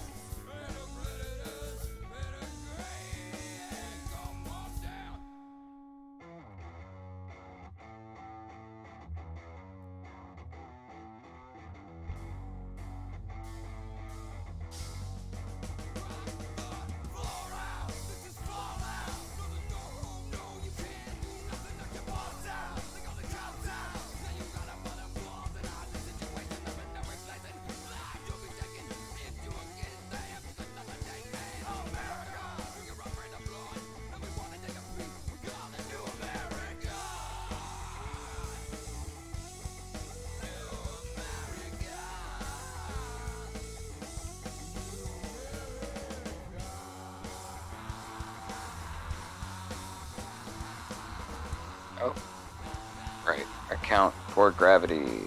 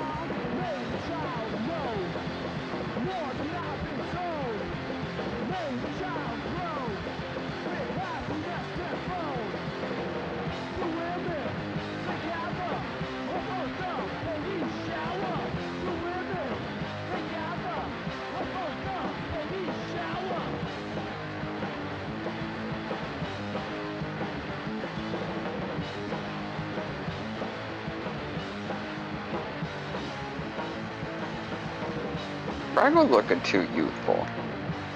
I don't even know what to do about this.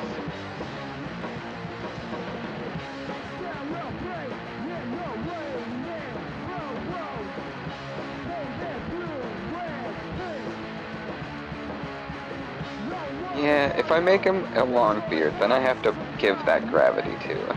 I don't want to. Raggle shaved recently is looking kind of youthful for an old man. I think a lot of it's like throwing wrinkles in where I can at this point, but we'll get there. I'm not too worried about it. Honestly, it's kind of hot.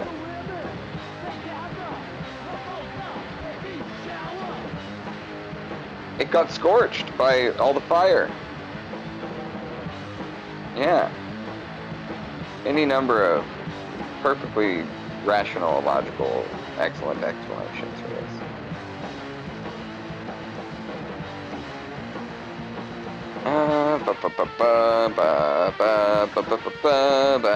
Alright, let's throw another layer in, just because I'm now going to have to throw some wings in here, or I'm going to forget to do that, and then it'll be so much further down the line that I will not even know what I'm doing anymore. So let's put some wings in.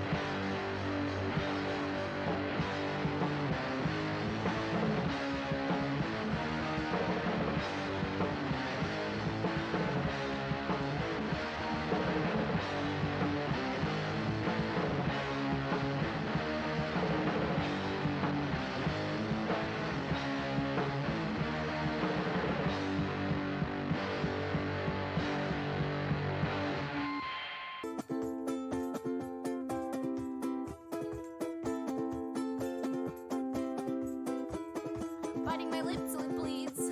Dead skin between my teeth. Can't fight this. Feeling thirsty. We talked last Thursday on the phone and I'm still alone. And prone to mistakes. You give and you take. I leave and I stay. And they say I'm mistaken. That it's fake. That it's lust. That it's just infatuation. I say that I'm broken. I need a relocation of the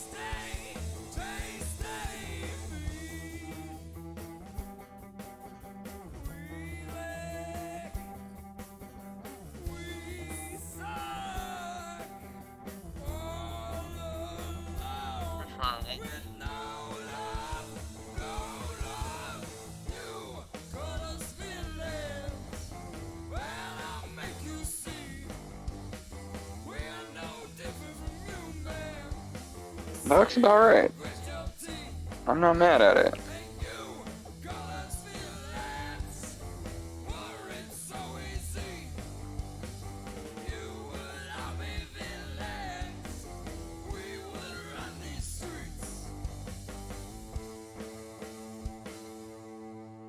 Oh, see what I did.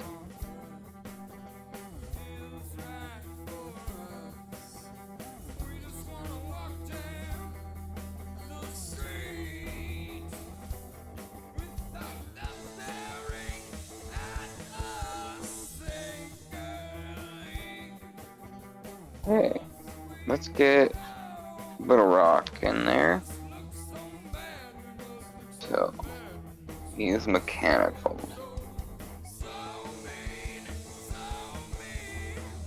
I think we're gonna use a lot of, might even, yeah, I'm gonna grab the line tool. Use a lot of very sharp, very sharp.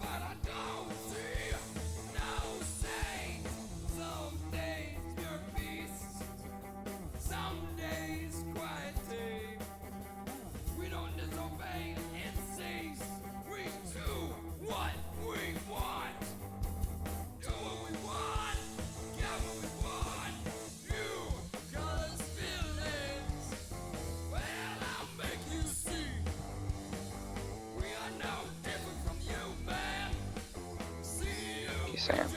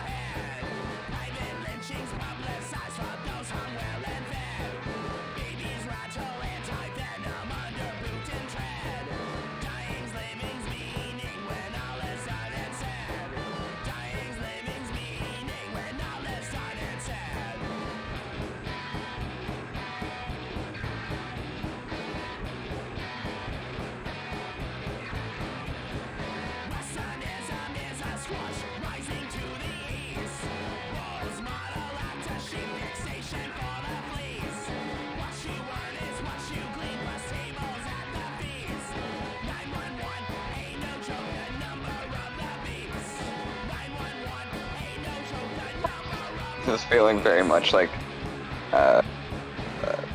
budget Charizard or something.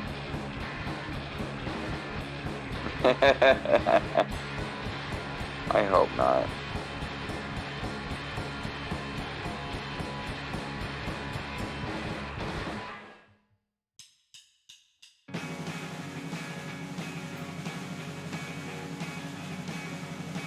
I mean, I would hate to think that. Truly a controversial element of our game if true. Although that is, I think Shane has been streaming Digimon recently. So maybe you're right.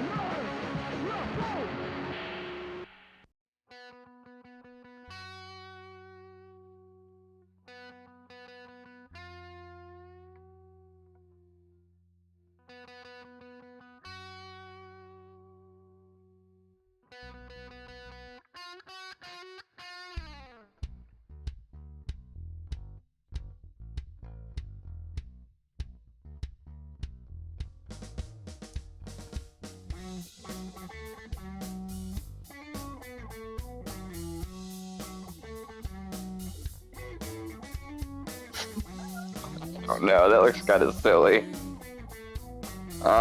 Boy, I don't know. It'll be fine.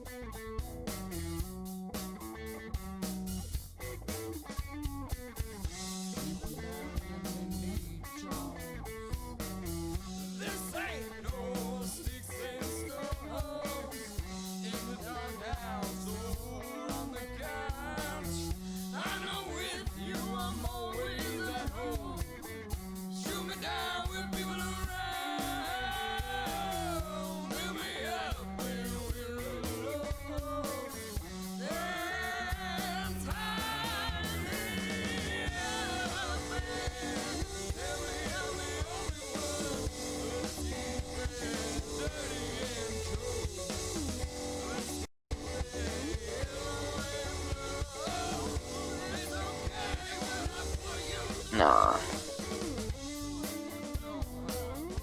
Oh, is the other cat coming to visit now? Hi, buddy. No? Okay. See you later.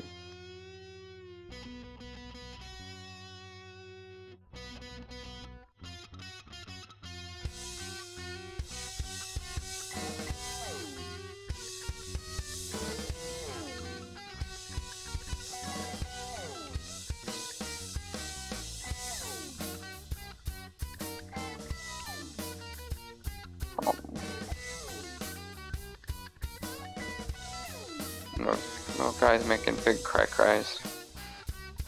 You got big cries? Hi, buddy. Hi. Yeah, go ahead.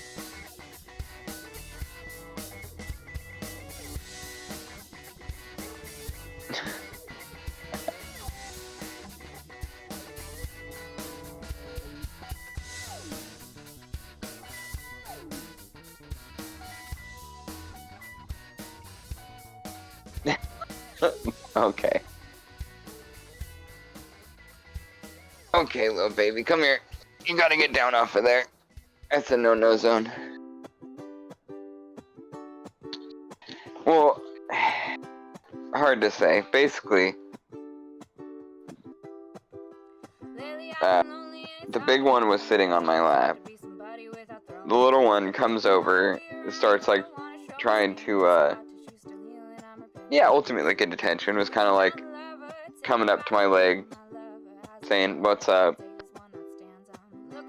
Notices that the big one is on my lap and I'm probably not going to move. So he starts going over to the piles of cards he's not supposed to go to because I'm still organizing. Frankly, I haven't done it in a minute, but I'm still in the process of doing it. And starts like batting them around like they're his toys. So, thinking that I wouldn't get up for that, he could just have fun, play with his toys, or he could get attention out of the deal. One way or the other. Actually, one way or the other, I gotta go to the bathroom. I'm gonna take a quick break. I'll be right back.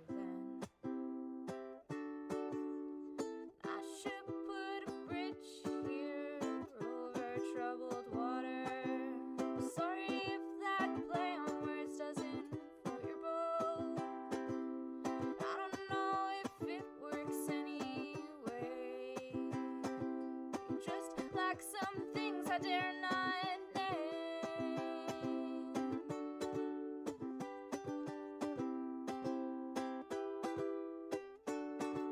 So reach around, lover, take me by the hand. My lover has another. I don't want another man. I don't need to know the answer. I don't need to have a plan. I guess that I can eat my cancer.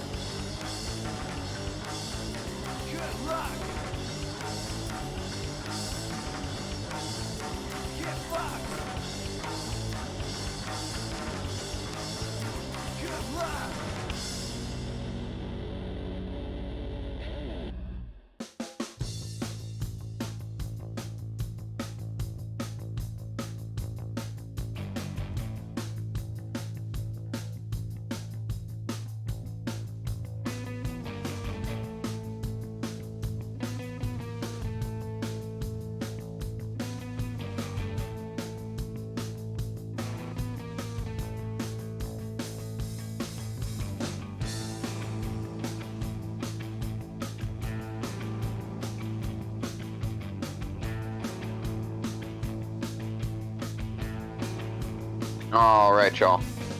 We are back. I am still working on figuring out this little robot dragon.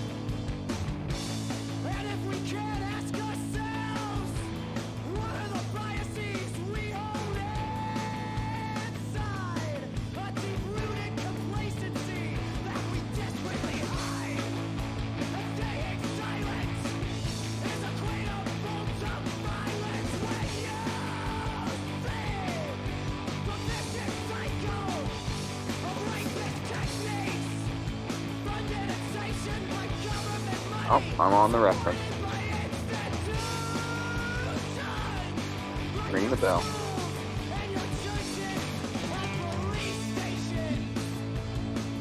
Yeah. All the little segments, that's the hard part here.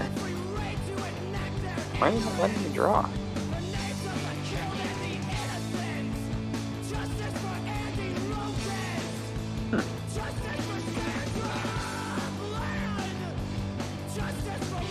I blocked it accidentally.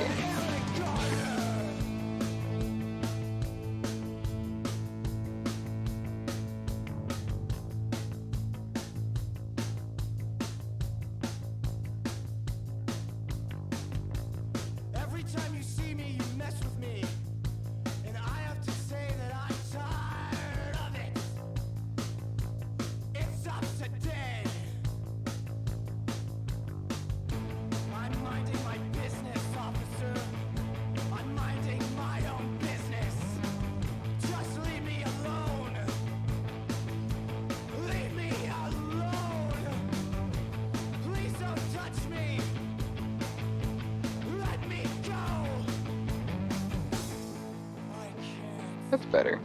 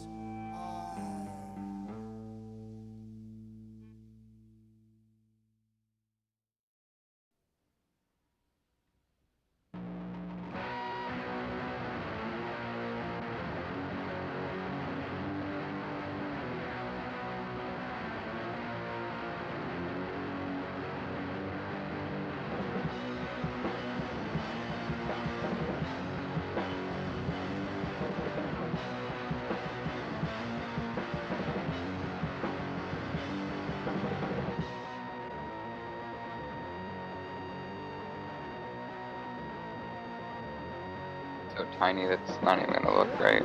That's so frustrating. Well, tell you what I can do about that.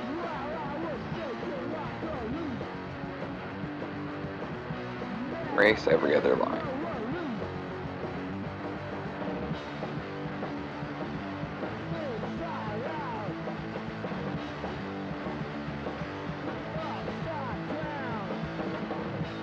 Where? Oh man, okay.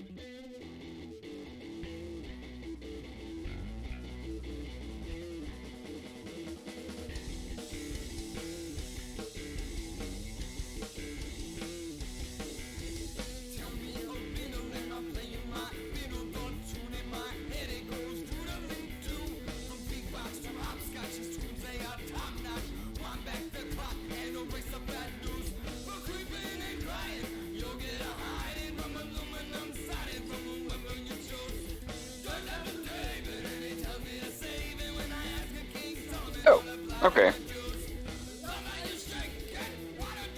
Hey, it's not perfect, but it makes a hell of a lot more sense than it did a minute ago.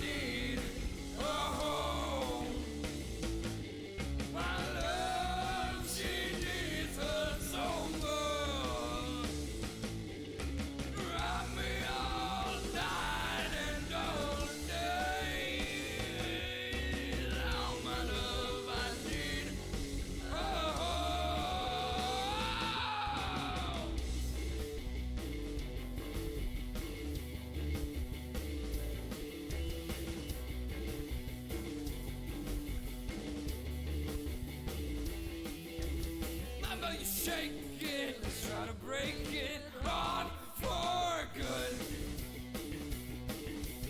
Love how you shake it, let's try to break it on for good.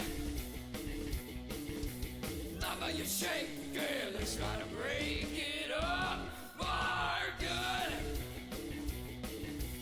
Love how you shake it, let's try to break it up for good. For good. Oh, you know I need a home.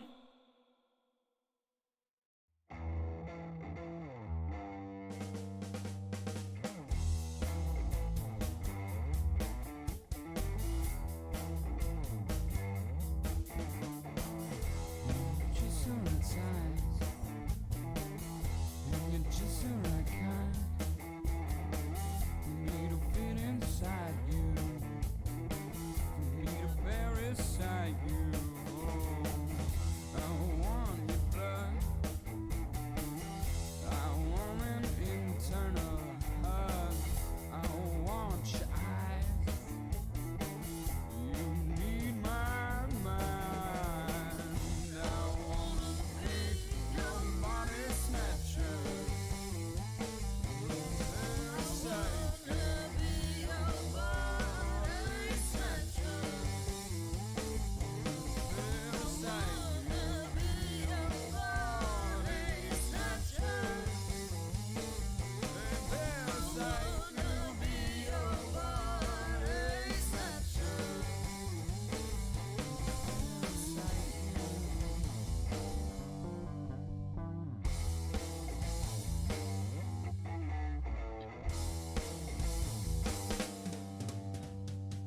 I'll come inside your body, our union holy. I will complete you. I want to meet you, yeah, and see the end of human beings. Like in 1958 on my atomic snake. I wanna be your body snatcher. Parasite, you be your body snatcher. Parasite, you be your body snatcher. Parasite, you be your body snatcher. Parasite, you. Feel crying deep inside me. Last chance, I will replace you. Revolution creates a revolution. Someday we are here to claim you. Feel crying deep inside me. Last chance, I will replace you. So evolution creates a revolution. Someday we are here to claim you. Feel crying deep inside me. Last chance, I will replace you. Top evolution creates a revolution. Someday we are here to claim you. Feel crying deep inside me. Last chance, I will replace you. Top evolution creates a revolution. Someday we are here to claim you.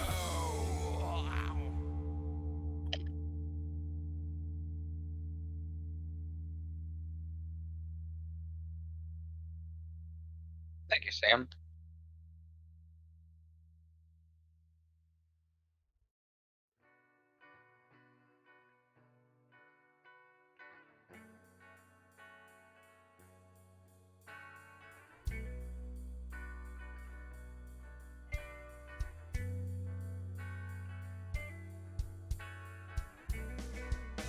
I watch it all go down.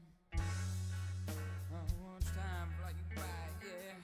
I see you age with every second, and I know you're trying. Oh, and doesn't love enlighten me? Yeah.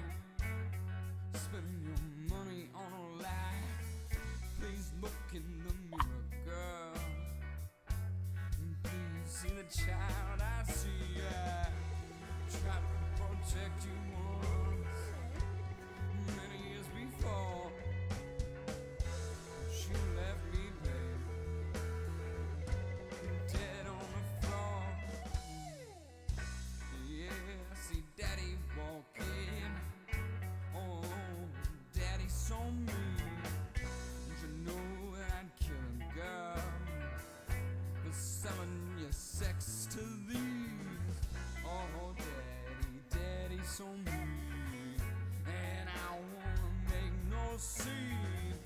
That works. That I'd kill him, girl, for selling your sex to leave. People always got to try and tell you who you are. But you don't gotta love them, babe. No, no, there'll be no whore. Yeah, I'ma watch you become a lady of the night. You know it's gonna take me all of my mind, yeah. I mean, come on. I don't hate it. No break daddy's head.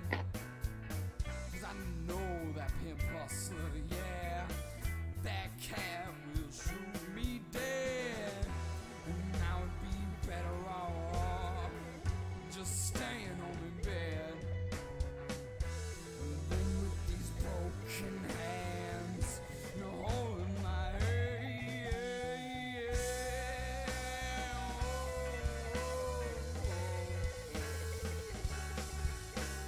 Out of the frying pan, into the fire, down and down we go, my love.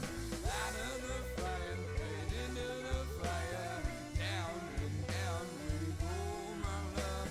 Out of the frying pan, into the fire, down and down we go, my love. Out of the frying pan, into the fire, down and down we go, my love.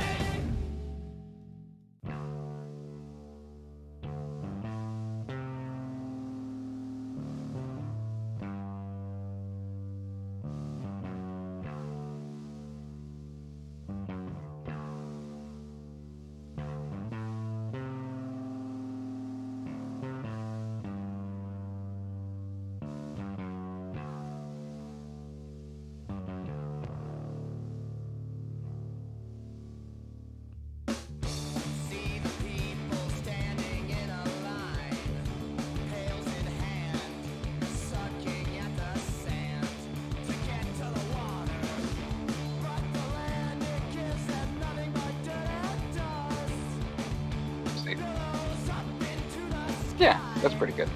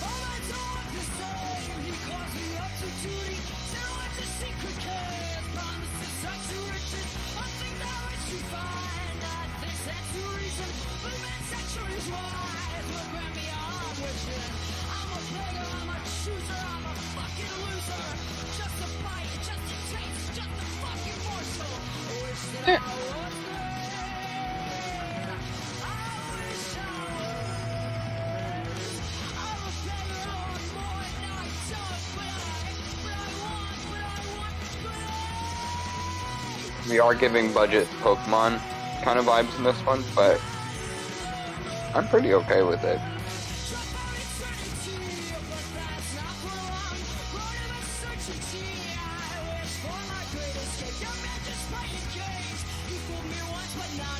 Yeah. Absolutely.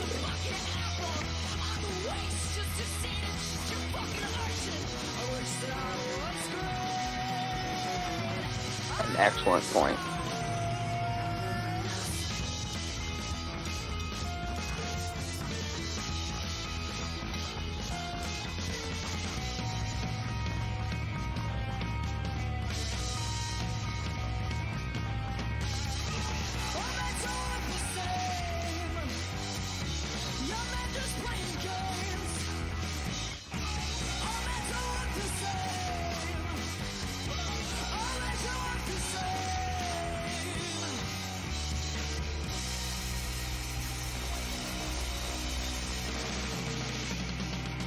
Makes sense. No! Kinda. Almost.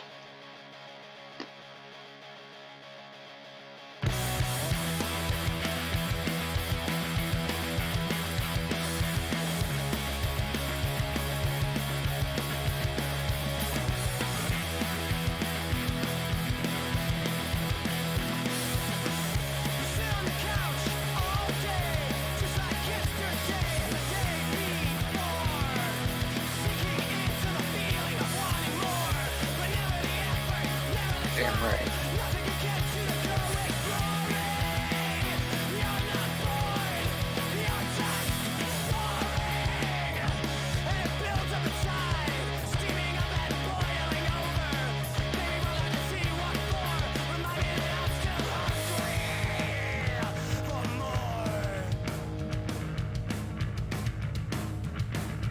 Yeah. Okay.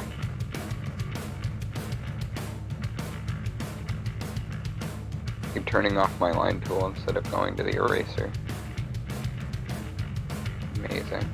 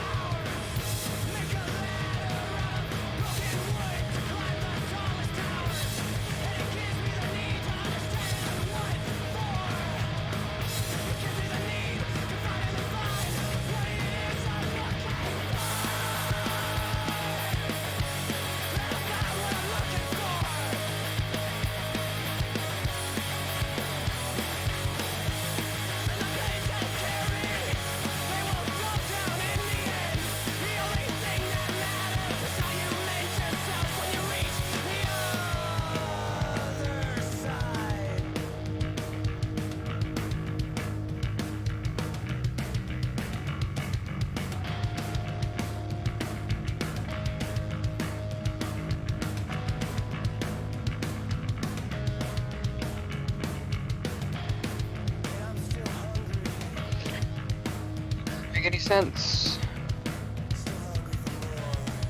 Sort of.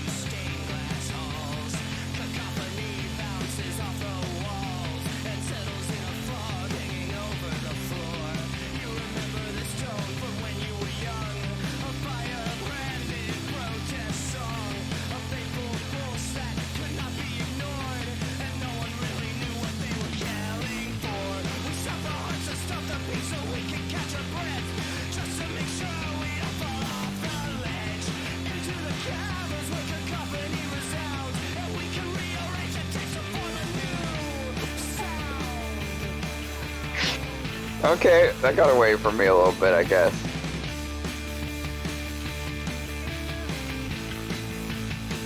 It's fine. We'll figure it out later. It's a future. It's a future Weston problem.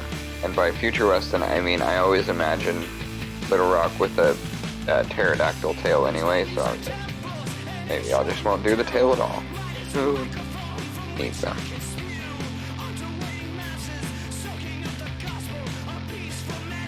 I would like one, frankly, for being honest with each other.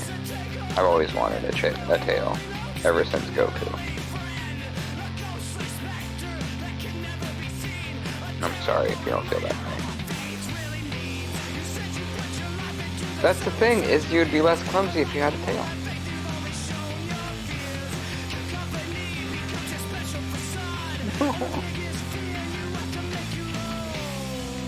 Well, how often do you slam your fingers in the car door?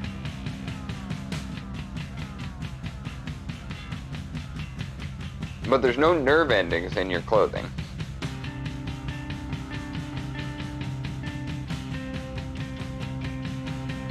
I'm just saying, I feel like if people had tails, they would be much like the tails of like, is it like spider monkeys, chimpanzees, smaller to medium size, like simian creatures and chimps.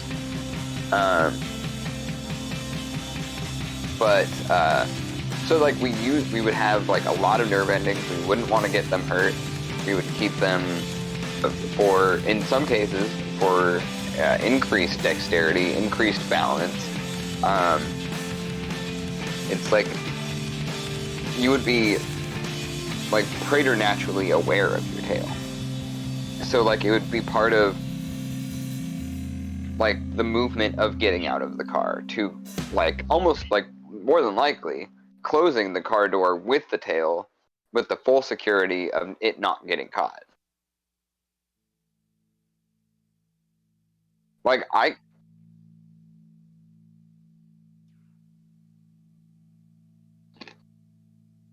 fair enough.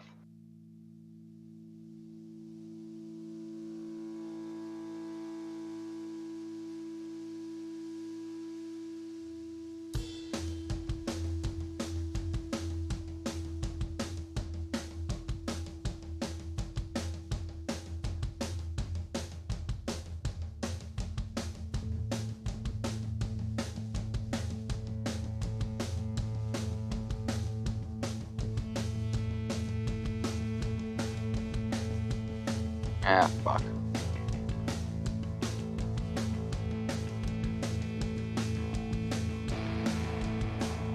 Ah, fuck. It's fine.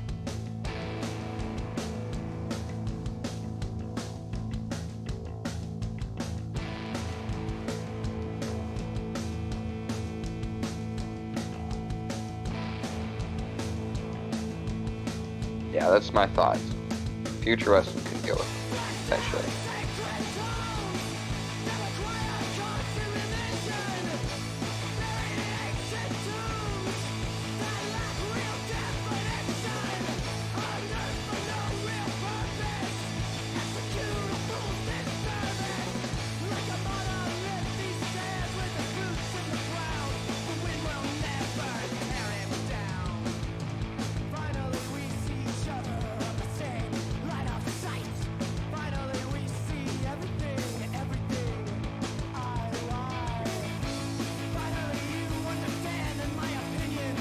No shit, okay.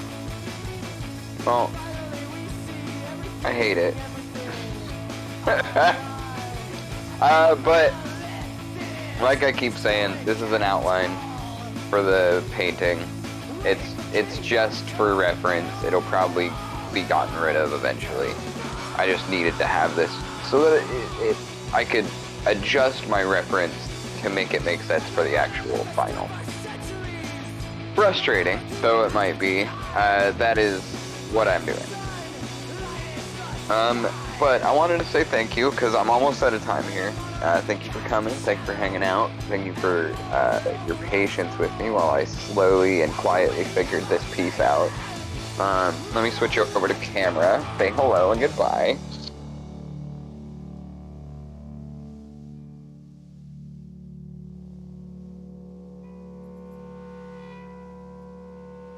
Hello.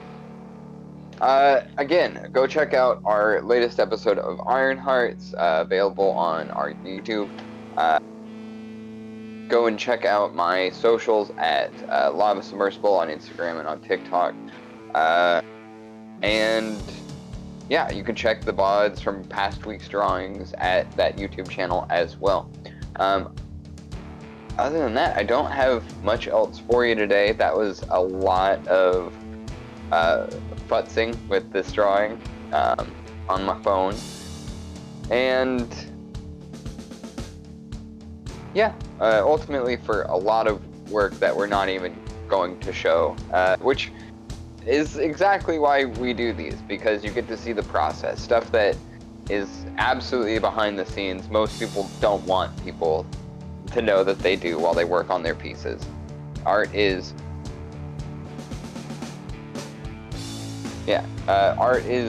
always a something that can be challenging. It can be inspiring. It can be so many different things. Today it was frustrating, and sometimes that's the way that the drawing goes. And I think as long as you're having fun, that's all that really matters. And you're putting something into the world that you're proud of, that you stand by, that you believe in. And all those things are true. So I'm not too worried about it not being the best drawing that anybody's ever seen today. It certainly is not the best drawing anyone's ever seen.